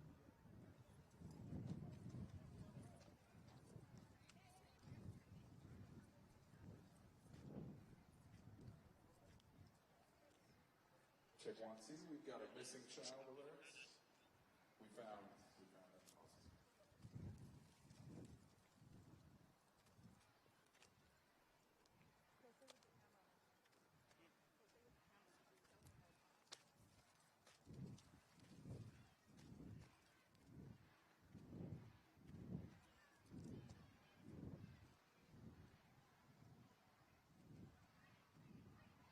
Go to the front, guys, and no, behind the camera.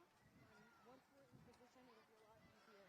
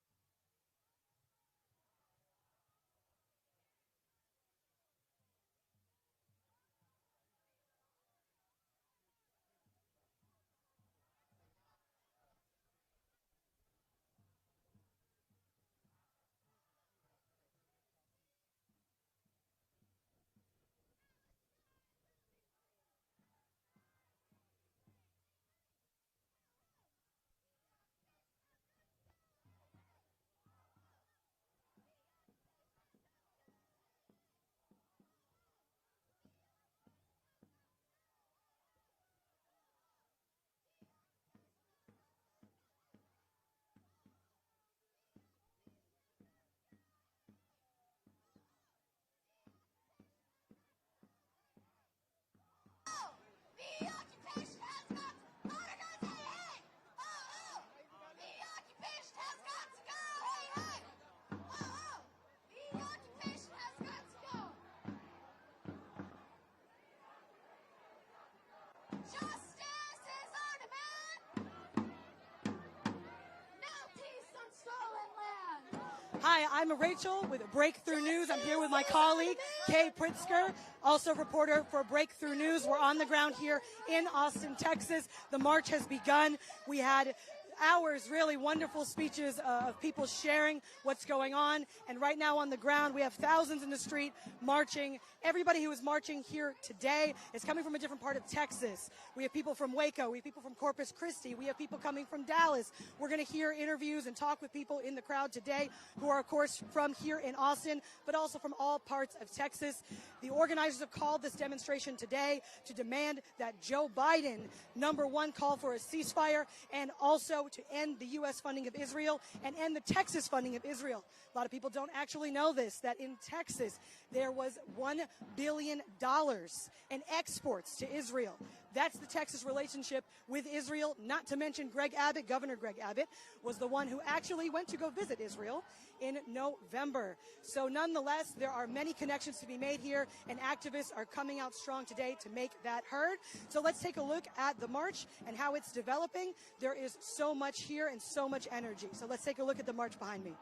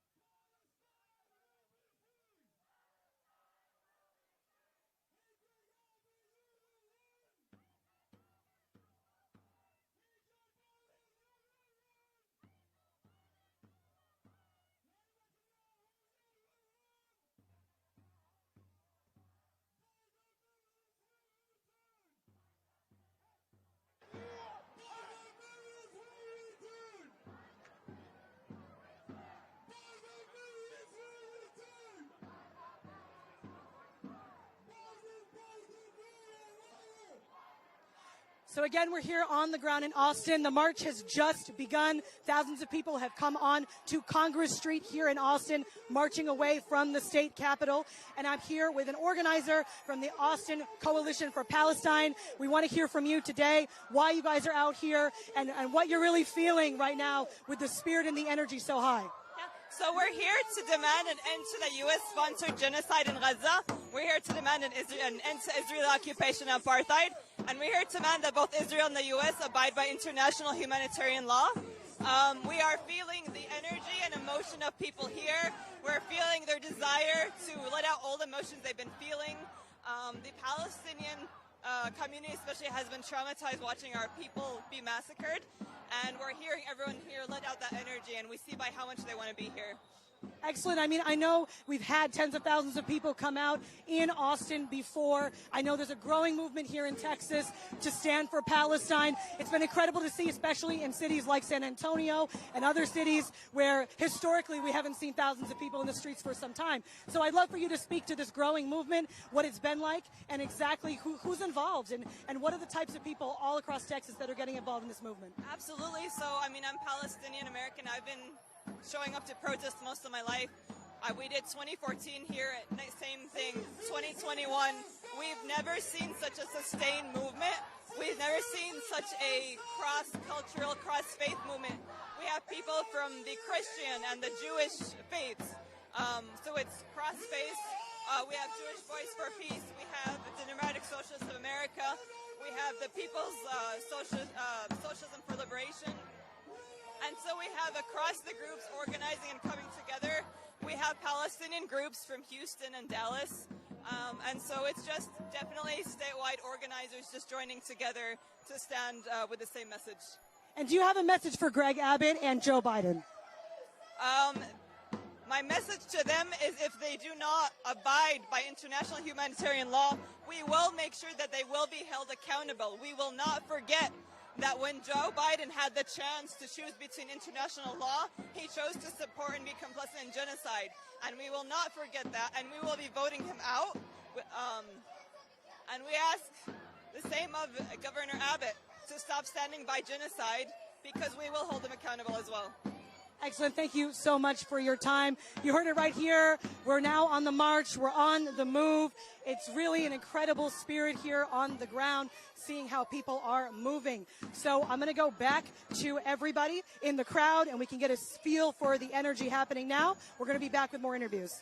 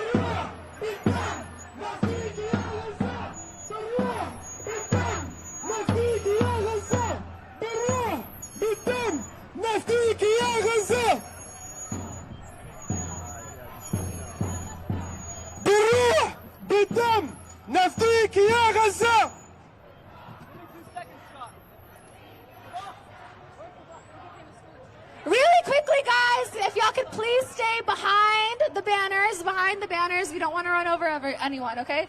Unless you're designated to be here. All right, great. Free, free, free Palestine! Free, free, free Palestine!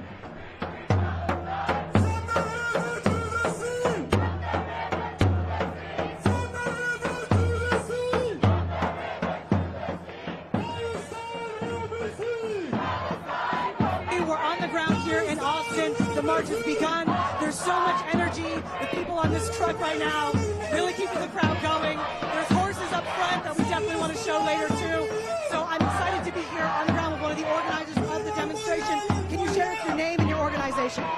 Yeah, hi, my name is Mohammed. I'm a member of the Palestine Solidarity Committee. We're based here we're based in Austin, primarily at the university, but we also work for the community, and we're the organizers for the event today.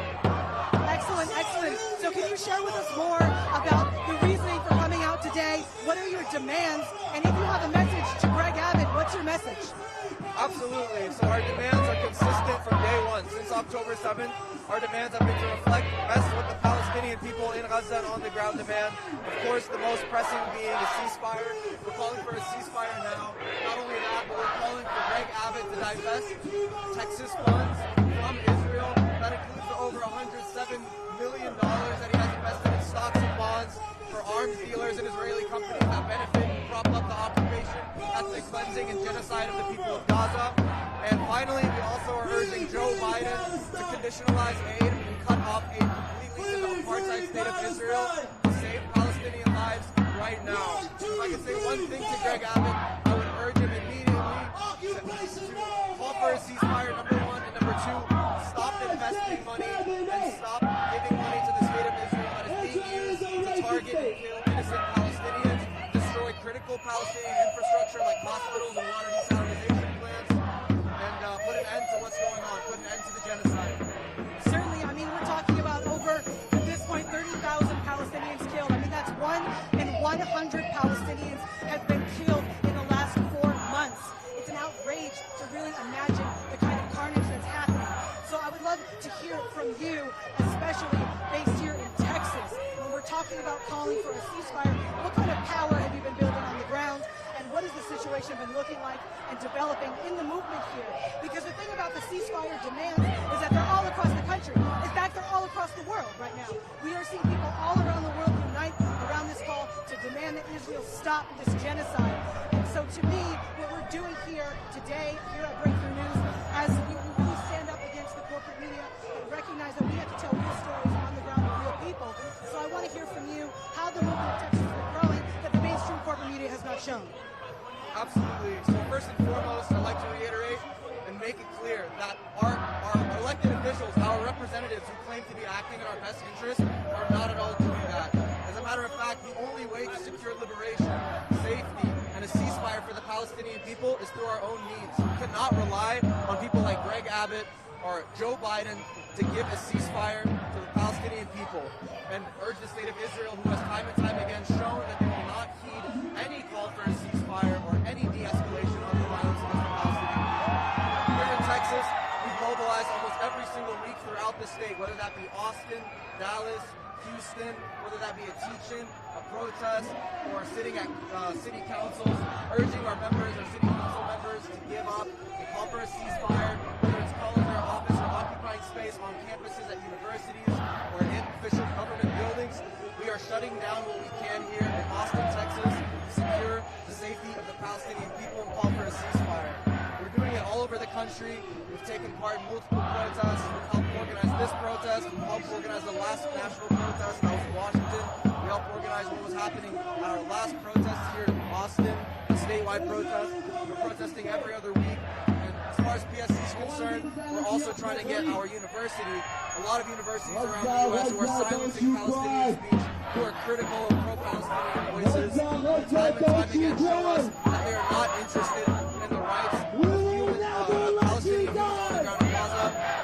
We're trying to urge them as well to divest from structures of occupation that are used to uphold and maintain the genocide that's going on in Gaza today. Certainly, and my last question for you, you're talking a lot about the student movement. If you could speak more to the growth of the student movement that you've seen in the last 3 months. I mean, I would say since October 7th, we've seen historic protests in the United States. They're continuing to grow. And in fact, the amount of time going by has not changed really at all, the amount of people that are continuing to come out. So I'd love to hear on the student front what the student movements have been looking like in Texas and across the country. Right, absolutely. Students are the face of this movement. Students are the face of the Palestinian liberation movement here in the U.S. and around the world, everywhere except Palestine.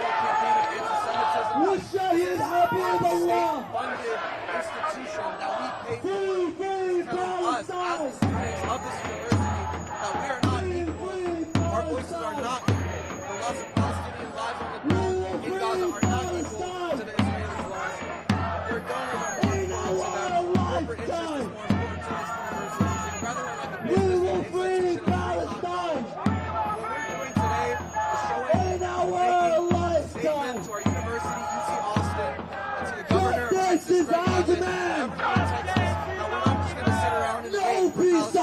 stolen land. We're going to occupy space. Justice is our demand. No peace on stolen land. Economically, until they can Gaza, don't you cry. genocidal campaign about that. Thank you so Palestine much will for never your thoughts die. and sharing with us here today. There is so much We will really that never we need to let continue you to die. talk about and continue to be fighting for. So I appreciate you Brick by nonetheless. brick, By wall the by way, wall. for those just tuning in, we're here in Austin. We're on the ground. There's a march going on. I mean, thousands of people are in the streets. You know, the police right here, they're all lined up. They have bikes. Of course, they're trying to block off towards there. Israel's Protesters slaughter. They can't go. But in the reality of it all, people No are going more to money continue towards to Israel's move and slaughter. continue to march regardless. We want justice, you say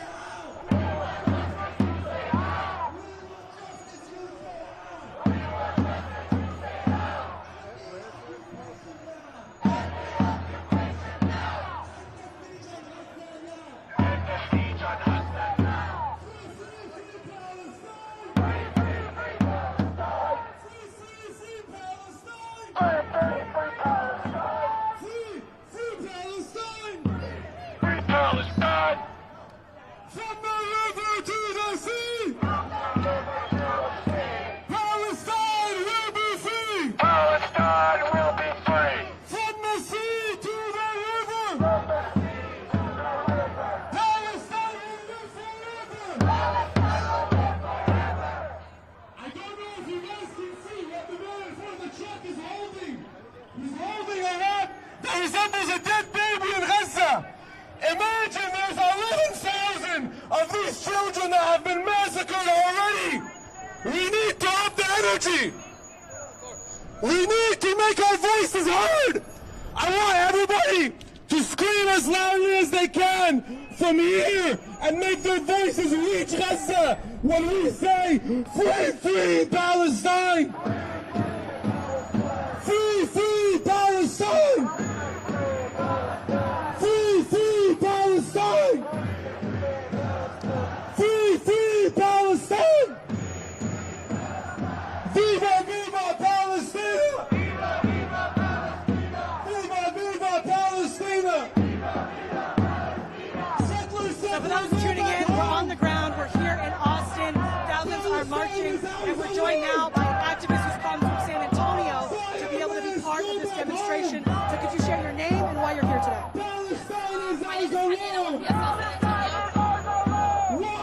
Why are you here today?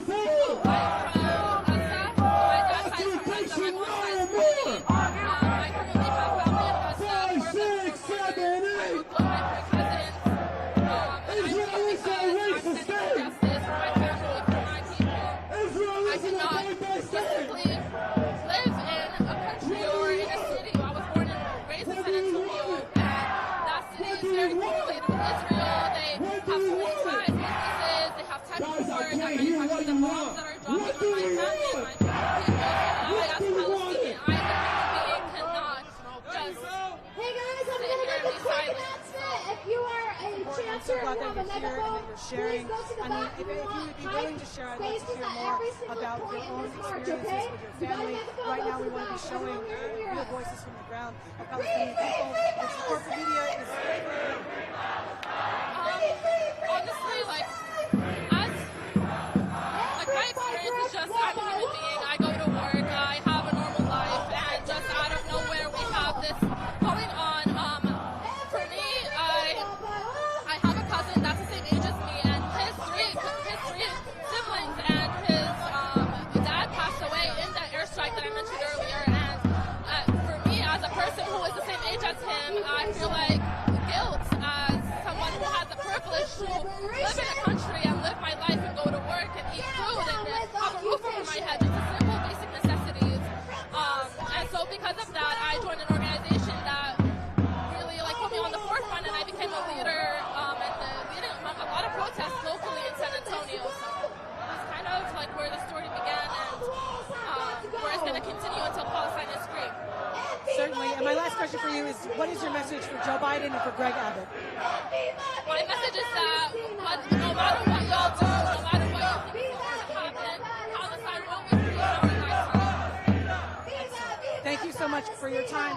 So we're here, we're on the ground in Austin, we're marching, there's thousands of people here in the streets, and we have so many people here who've given great speeches earlier in the day, sharing their experiences of why they are out here today. So nonetheless, we're going to go back to the crowd for a little bit, and we'll be back with more.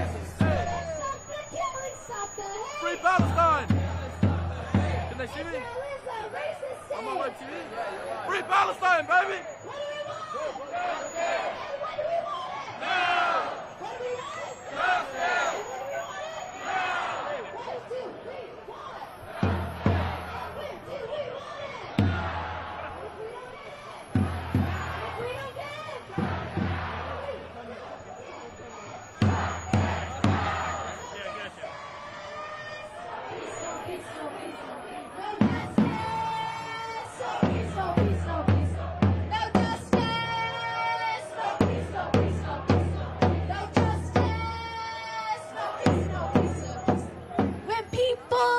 Occupied. Resistance is justified. When people are occupied, resistance is justified. And up with liberation, and down with occupation. And up with liberation, and down with occupation. The people united will never be defeated. The people united will never be defeated. The people united will never be defeated. The people united will never be defeated. The people united will never be defeated. The people united will never be defeated. The people united will never be defeated. Rip up the United Peace. Hands off the Middle East. And from the belly of the beast. No justice, no peace. What do we want? And when do we want it? What do we want? And when do we want it? And if we don't get it, if we don't get it, if we don't get it.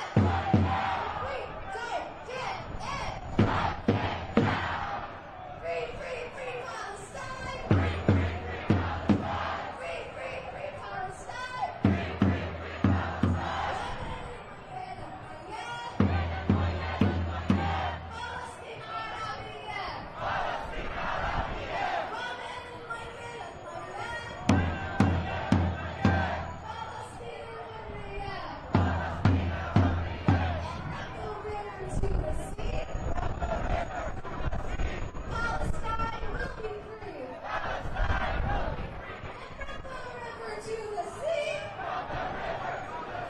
So for those of us just tuning in, we're in the streets of Austin where thousands are marching in a statewide coming together of people all across Texas.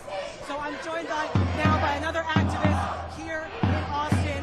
So I would love for you to share your name, your organization, and why you're out here today. Hi, my name is Gabriella Rose-Idan. I'm with the Austin for Palestine Coalition. I am also one of the co-authors for the Human Rights Commission that recommended that the City Council support a resolution that fights for a ceasefire. Excellent. You know, I wanted to ask you about this resolution. It's definitely really interesting to me, seeing that Chicago just recently passed a ceasefire resolution, became the largest city in the United States to do so, and that was after so many people came out in the streets week after week, month after month, demanding it. So I'd love to hear about the struggle here. I know people have been coming in Austin over and over again to city councils demand the passing of this resolution. So can you share more about that? Yeah, so essentially the way the resolution works is once the commissioners pass it, we need one council member to take the lead on the resolution and 3 council members to co-sign that resolution to bring it to the agenda. We have been successful in getting 1 council member, Vanessa, to take the lead, and then we have Jose, and we have Zoe Quadri, who co-sponsored. We need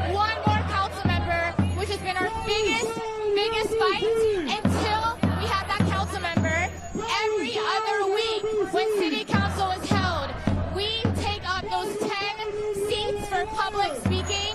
We make sure that we have Jewish members, Muslim, Arab, I'm Lebanese, and Palestinian community members speaking as to why it's important for the council to stand by a ceasefire. And again, every time there's a city council meeting, we fill up the chambers. We make sure that they know that we're not going anywhere. Certainly, that's a wonderful and powerful message. We definitely appreciate you and all the work that you're doing here. Thank you so much. For those just tuning in, we're on the ground in Austin. Thousands of people are marching here. This is, of course, in the wake of over 30,000 Palestinians being killed. There is no stop to this movement here in the United States and around the world. I know that we're going to be joined now by a speaker that you might have saw earlier if you were tuned into the earlier program. He's a veteran, so I'd love to hear more from you. If you'd like to share your name and why you're out here today. Yeah, my name's Greg Stoker. I'm a former U.S. Army Ranger.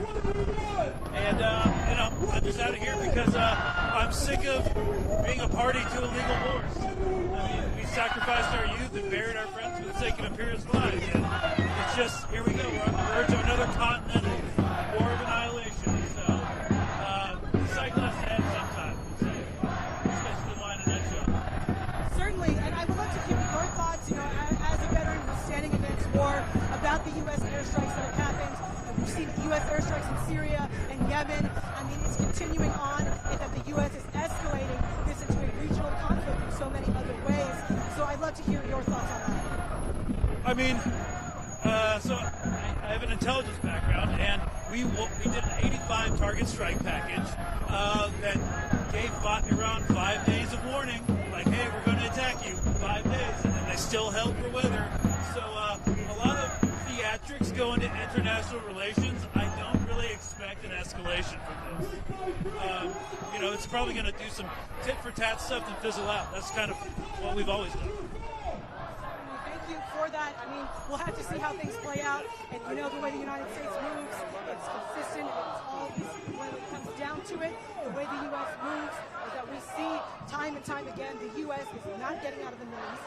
It's continuing to demand and essentially move in such a way that the United States continues to wage imperialist war wherever it might go. So I would like to hear just your final thoughts here when we're talking about this movement, when we're talking about standing up and demanding an end to Israel's genocide of Palestine. What's your message to Joe Biden? What's your message to Greg Abbott? Well, I mean, Israel's headed towards a strategic defeat. You can pump as much money and political cover into it as you want. It's not going to change the fact that they've already passed the event horizon. They're going straight into the black hole. It might take 20 years, but pariah statehood's already happening. And so that's something you can never recover from. So regardless of whatever happens, however this plays out, there will be no going back to the status quo. Things have been changed irrevocably. So that's it. Certainly, thank you so much. We're going to go back to the crowd now. There is so much going on. You have to see. We're on the streets in Austin, and we're going to go to the crowd.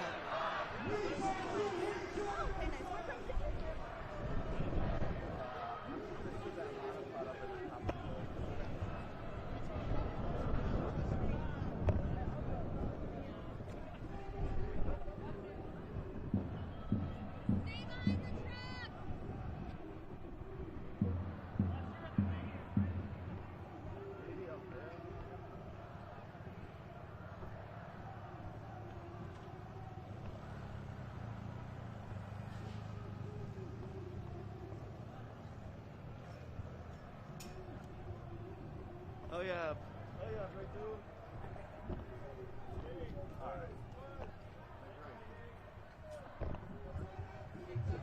If you want to let it out recording, thank you. Yeah, no, that's good. That's good.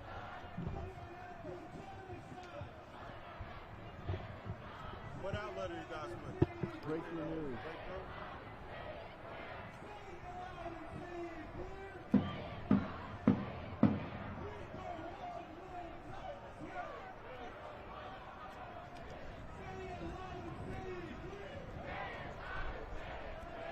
I couldn't hear what you were saying, but I just need a break on my shoulder.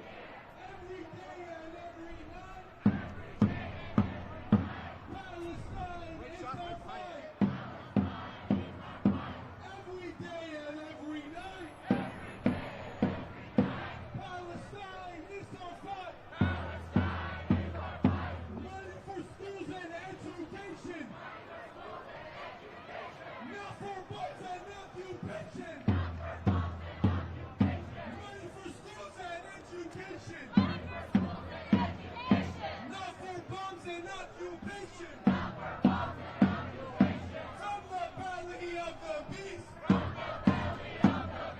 Hands off the Middle East. It's from the belly of the beast. Hands off the Middle East. Hands off the Middle East. Gaza, Gaza, head held high. Gaza, Gaza, head held high. The people are by your side. Gaza, Gaza, head held high. Palestine will never die. Palestine will never die. Palestine will never die. Palestine will never die. Palestine will never die. Free, free, free Palestine. Free, free, free Palestine. Free, free, free Palestine.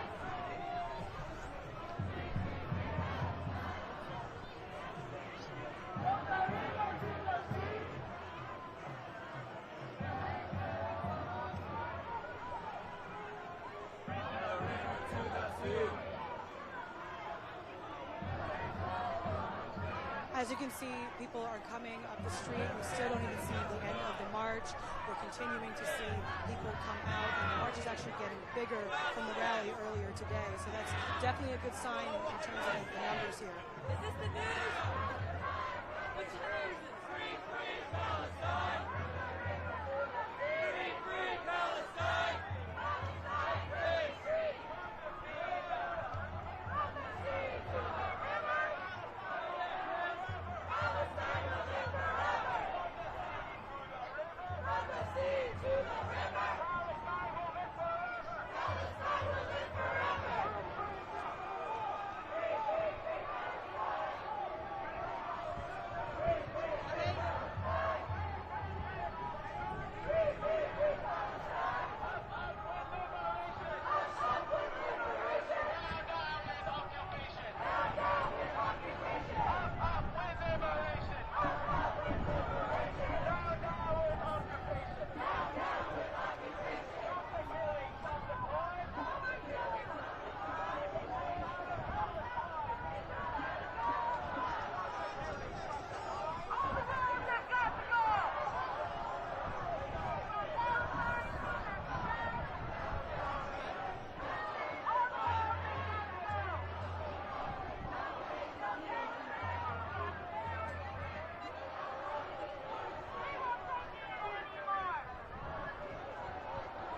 Okay, we can go back to the front for now.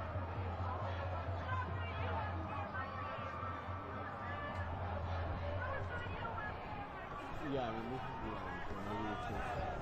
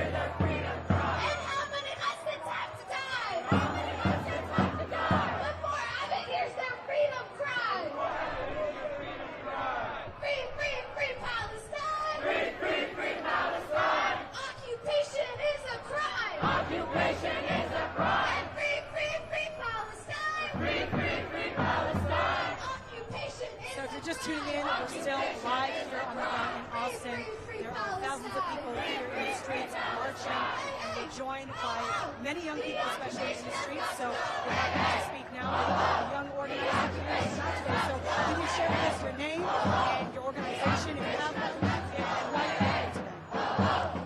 My name is Selma. I'm with the PSL. I'm here today to be a voice for my people in Palestine. It's been over 100 days now. The genocide is still going on. Most of the world governments are not doing anything to stop it. So us as people, we have to be the one to go out and try to do something. Certainly, that's really important to be out here and standing up. What's your message for Joe Biden or your message for Greg Abbott today? I think they're disgusting for supporting and funding this genocide, but the people stand with Palestine. There's thousands of people out here today. We've been marching for a while now. And free Palestine. Certainly, excellent. Thank you so much for all that and for sharing. Either way, we're still in the streets here in Austin. There are thousands of people out here with us, and there's so much more that we need to continue to be talking about when it comes to the issue of Palestine. I know for a fact that people that are out here today are not going to stop anytime soon. But we're going to go back to the crowd now for a few moments.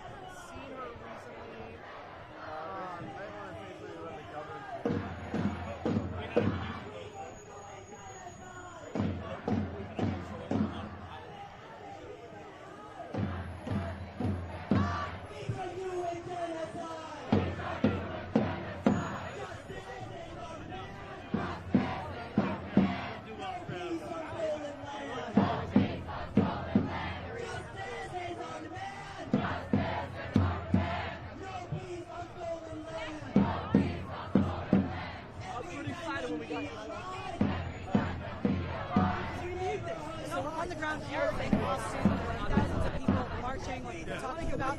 We're actually passing by Governor Greg Abbott's mansion right now. So it's really incredible. Well, number one, that Greg Abbott has a mansion. When you really think about it more, why isn't it politicians having these crazy houses and mansions? But there's a reason why the organizers wanted to pass by this route. They really wanted to make sure that Greg Abbott hears their message very loud and very clear. They want a ceasefire now. We heard from activists in Austin talking about the ceasefire resolution that they've been fighting for.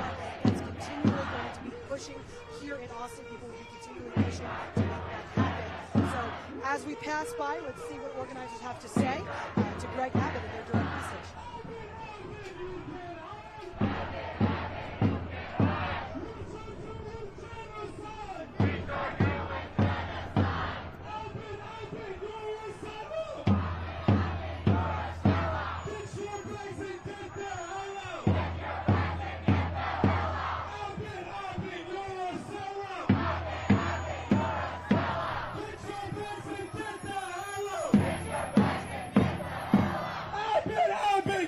Liar! We demand a ceasefire! Greg Abbott, you're a liar! We demand a ceasefire! Ceasefire now! Ceasefire now! Ceasefire now! Ceasefire now!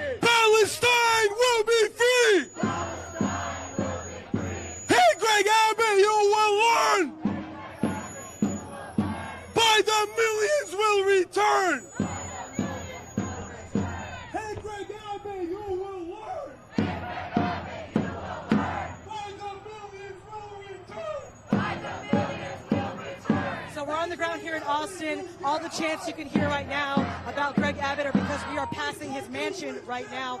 So everybody in this demonstration right now are making sure that Greg Abbott hears loud and clear their message. So I'm joined here by the organizer of today's rally. So I'd love to hear more from you. What's your name and why are you out here today? My name is Hatem Natche. I'm with Austin for Palestine Coalition. Wonderful. And can you share why you're out here today, why you guys organized this demonstration? We are out here today to call for an immediate permanent ceasefire, an end to the Israeli military occupation, an end to all U.S. aid, military aid and U.S. aid to Israel.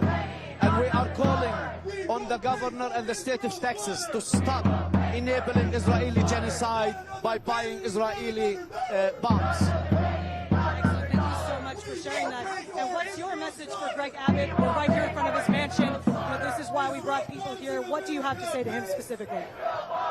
We as Texans, tens of thousands of us, as a constituents and a proud Texans, we calling on our governor and our state representative to stop the attack on Palestinians, stop arming and financing Israeli military aid by buying Israeli bonds that will enable them to have cash money to buy more weapons to kill and commit genocide in Gaza. Definitely. I mean, one thing that I learned today that I did not know was that Texas actually has $1 billion in exports to Israel specifically. So if you could share also any other connections that Texas has to Israel that people don't really know. I mean, this is a nationwide broadcast. People all across the country are noticing in their states, in their locations, all the ways that the U.S., their local governments are funding Israel. So I'd love to hear from you about Austin in particular as well as Texas.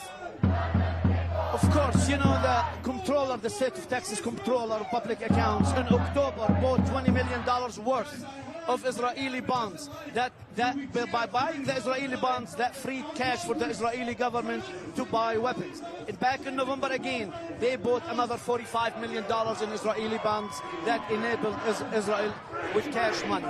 Here we are in the Austin, Texas. We've been trying for the last 3 months to get our city council and mayor to pass a ceasefire resolution. Unfortunately, these leaders are not listening to the voices of the people and not representing the constituents of this city that we demand to pass a ceasefire.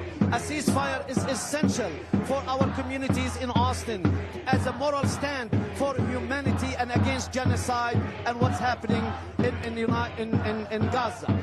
Again, our tax money, we play a part on that. Our tax money is financing Israeli genocide.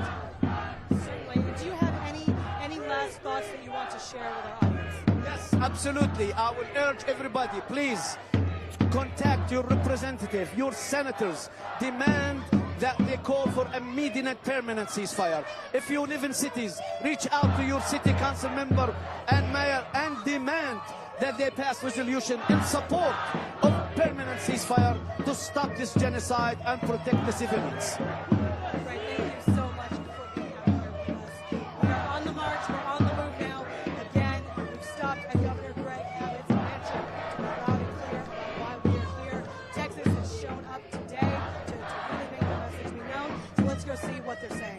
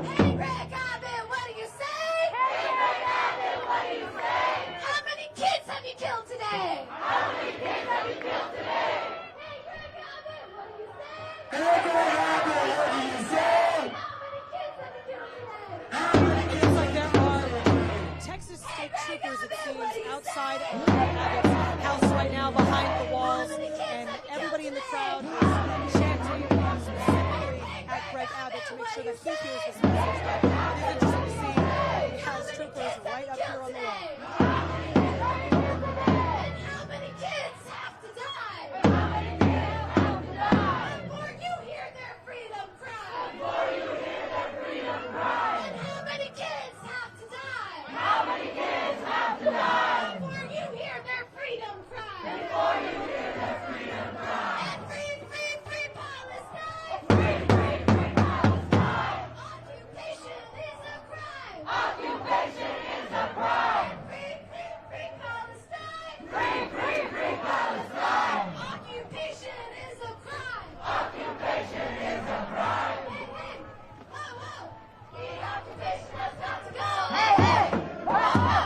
The occupation has got to go. Hey, hey. Whoa, whoa. The occupation has got to go. Hey, hey. Whoa, whoa. The occupation has got to go. Hey, hey. Whoa, whoa. The occupation has got to go.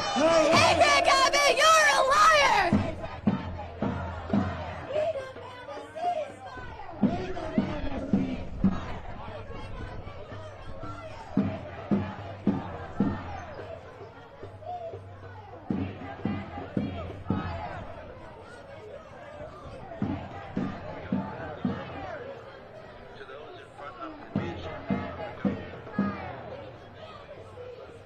We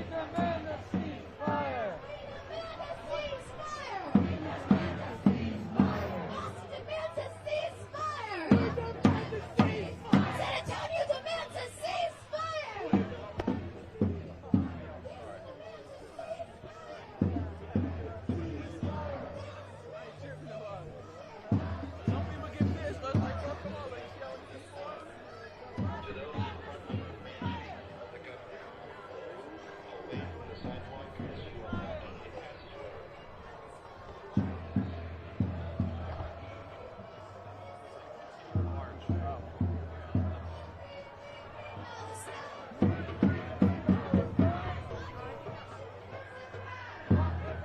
So we're on the ground here in Austin. There are thousands marching. We just marched past Greg Abbott's mansion. There were troopers outside of his mansion, of course, protecting, I guess, him. Perhaps he's there, perhaps he's not. Regardless, the people made their message very loud and very clear. So I'm out here in the streets with one of the organizers of today's rally. Could you share your name and the organization that you're a part of? Chaz Moore, the founder and co-executive of the Austin Justice Coalition. Okay, it looks like right now we have police coming in on horses. The situation is getting more tense at this moment. They're trying to clear out activists in a peaceful march right now. We're going to get closer to see exactly what's going on.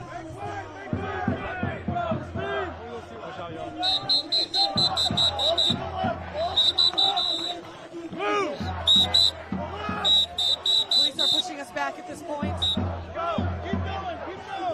But for some reason, there's a need for Texas horses right now. Rangers on horses. This is a peaceful protest. The police are now pushing people.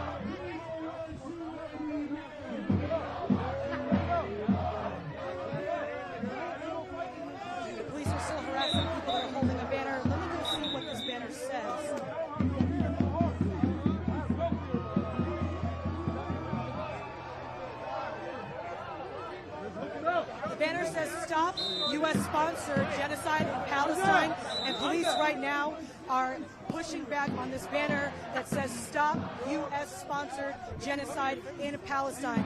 Peaceful protesters are getting very upset, of course, as the police are continuing to push back. Now, we can see back here, too, that there are cars lined up now blocking parts of the crowd.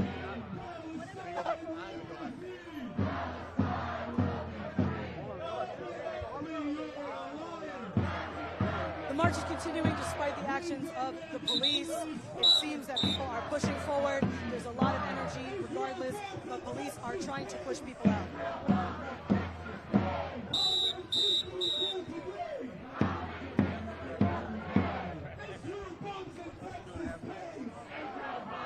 People are now chanting "Israel bombs and Texas pays."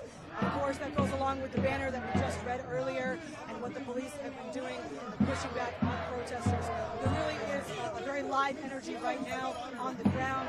People are very, of course, upset. This is their right to be able to be out here and protest, and it seems that the police are pushing back on them in their right to do so. I see some state troopers lined up here on the board of the Texas Rangers up here standing on the wall.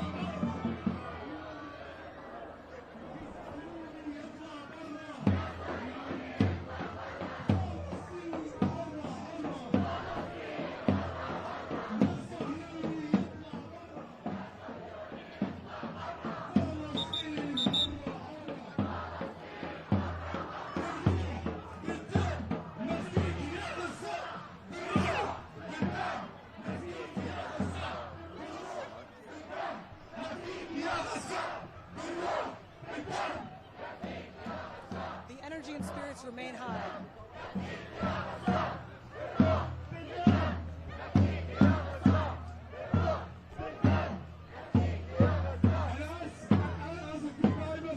So if you're just tuning in, we just saw the police taking horses, they had cars, really pushing down on protesters who are here marching in the streets. So we're marching in the streets of Austin, Texas. This is a statewide coming together of people all across Texas. Corpus Christi, we're talking about Waco, Austin, Dallas. People are all coming together, united for a march here in the capital city of Austin. So we have activists on the ground who are coming back strong with all of the energy they've had since it began today, since the rally began. So it seems that the police are not going to be able to stop the protests. So definitely incredible energy to see. I know we were speaking earlier with an organizer, and I want to grab him to get in the shot to talk with us. Palestine will live forever! Ceasefire now! Ceasefire now! Ceasefire now! Ceasefire now! Ceasefire now! Ceasefire now! Ceasefire now! Ceasefire now! Ceasefire now! Ceasefire now! Ceasefire now! Ceasefire now!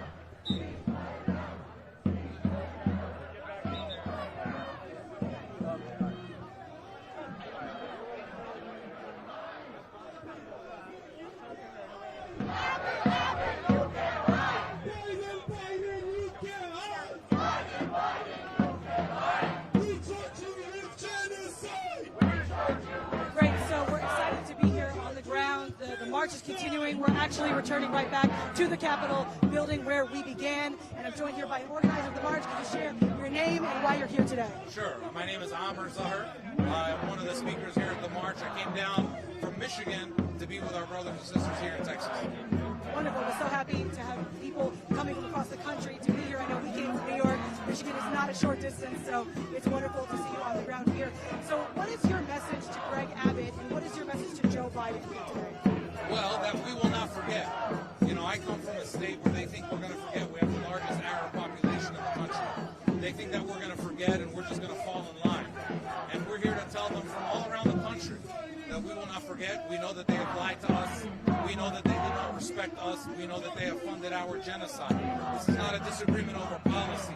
We are watching our people and our families being put in mass graves. We are watching our children being blown to pieces. Our families displaced. We will not forget. Certainly. I really appreciate that sentiment. It's really important to put out here today. You know, I wanted to ask you in another vein, there's two demands of this march today. One, of course, is the immediate ceasefire, and two, the other demand has been to stop U.S. funding of Israel.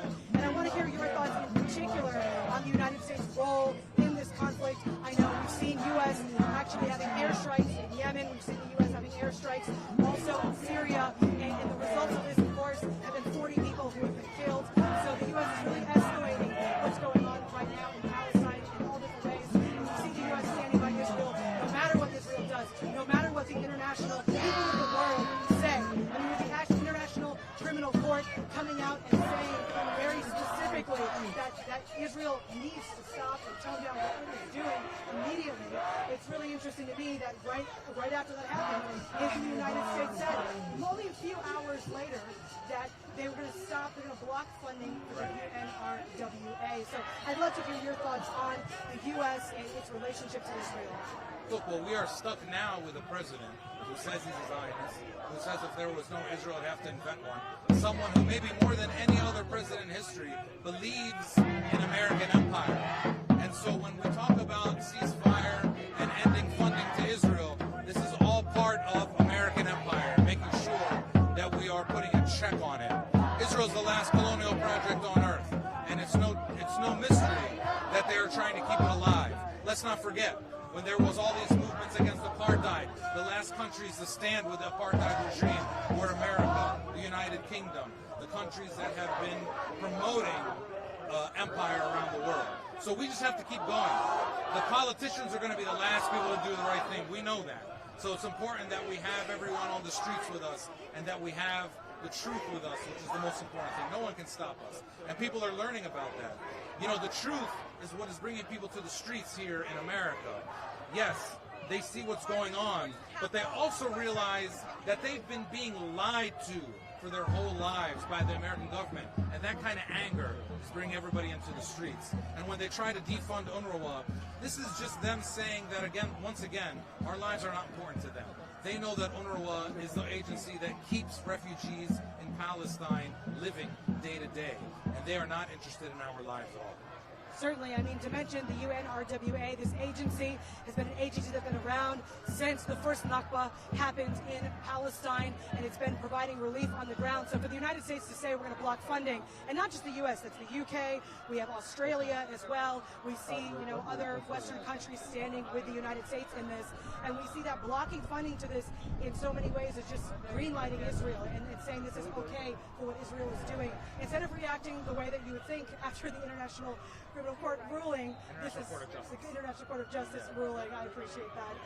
You know, you would think how it would work out, but I would love to hear just your final thoughts as we are here at the Capitol building. What would you like to say for our audience? Well, I just want to encourage everybody out there that's going to these movements to keep going, that's speaking the truth to keep doing it, because it's working. Because it's working, and we have to stick together and stand up for the truth. Certainly, thank you. Now, I see behind us there is quite a big police presence that we're going to be turning our attention to.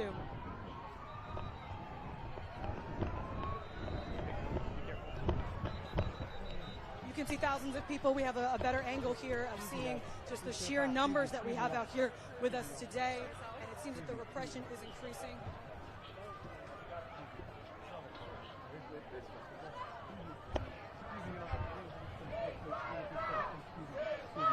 I can see some troopers over there. They're on horses and they're trotting quite fast.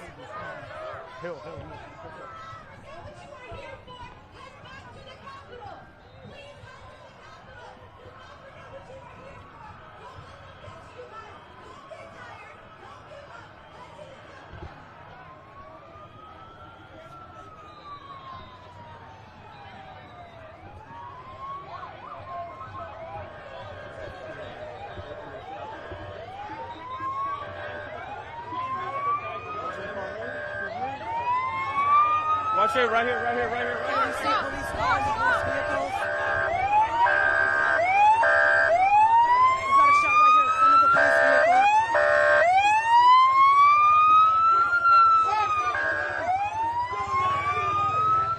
The police are now rushing people out. We see horses.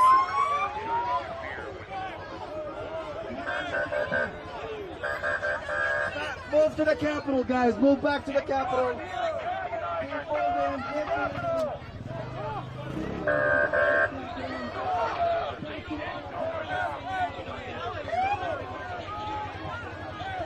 not blocking people.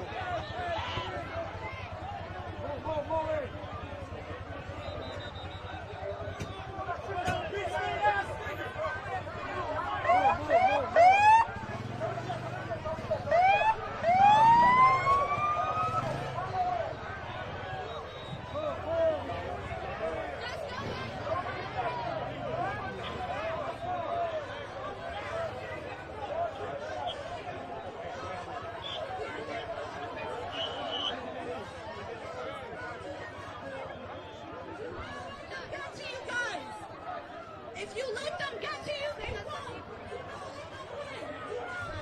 See, this repression that we're seeing today is in line with what we've been seeing in New York City. We reported on that last week and the week prior as well. In New York City, we've seen activists being targeted and arrested. And it seems across the country, the police are moving with a heavier hand of aggression. They want these protests to stop, but they're certainly not going to stop anytime soon. If everything that we've heard from activists is true, which is they plan to continue to organize and come out. So the repression is continuing. We're getting closer now to try to see exactly what's going on.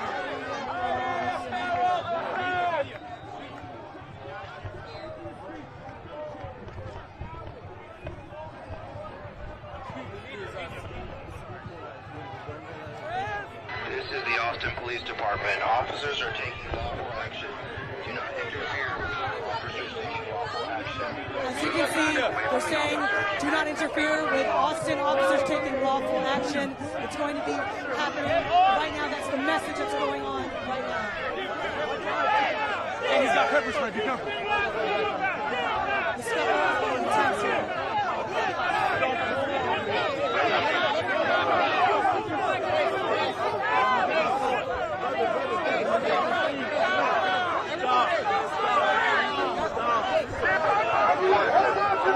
Pepper spraying, so we're going to be getting out of this for a moment. Put your pussy in the back of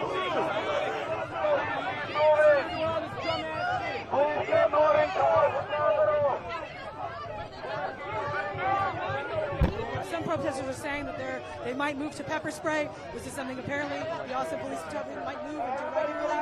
That's what we're hearing from reports as people are getting upset. Back up, please back up. We don't want to cause more problems. Back up, please.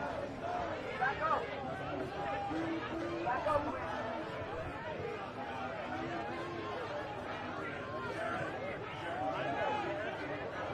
Missed out, boss. They arrested someone. Imagine being a bicycle. Okay, it seems they're setting up a line here. They have been arrested one time. They have been arrested one time.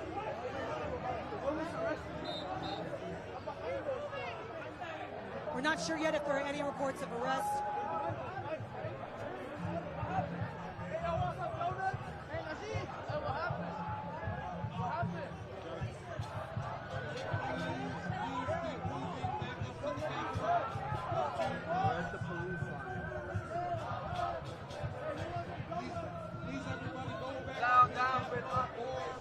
It seems the police line extends all the way up the block. Stand down with occupation!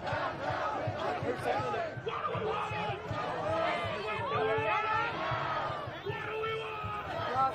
When do we want it? Up to the Capitol! Everyone wins that arrestation. To the Capitol. Do not forget what you are here for. Do not tire. Do not give up. Do not let them get to you. If you let them get to you, they've won. Do not let them get to you. Do not anger. Do not tire. Head back to the Capitol. Please, everyone, head back to the Capitol. Organizers are encouraging people to head back to the Capitol and move past the police line at this point. Do not anger. Do not let them get to you. Do not forget what you are here for. Do not forget what message we are trying to spread. Please continue to the Capitol. Everyone, please continue to the Capitol.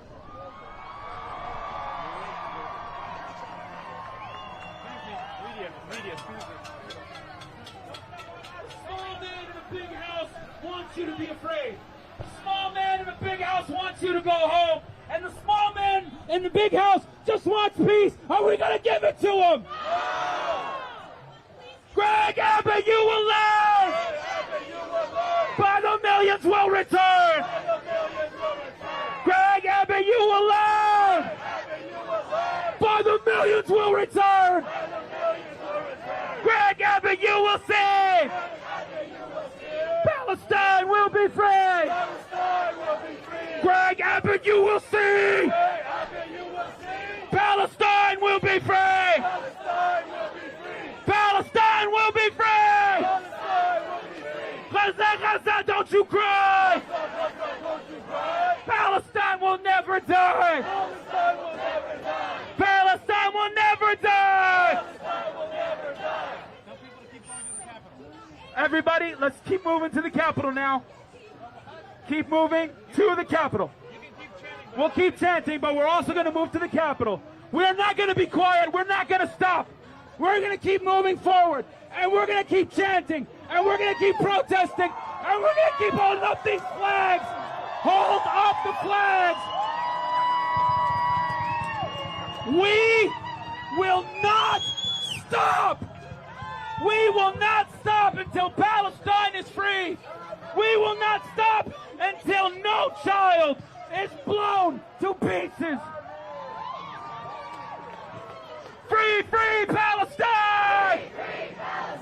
Free, free Palestine! Move to the Capitol. Free, free Palestine!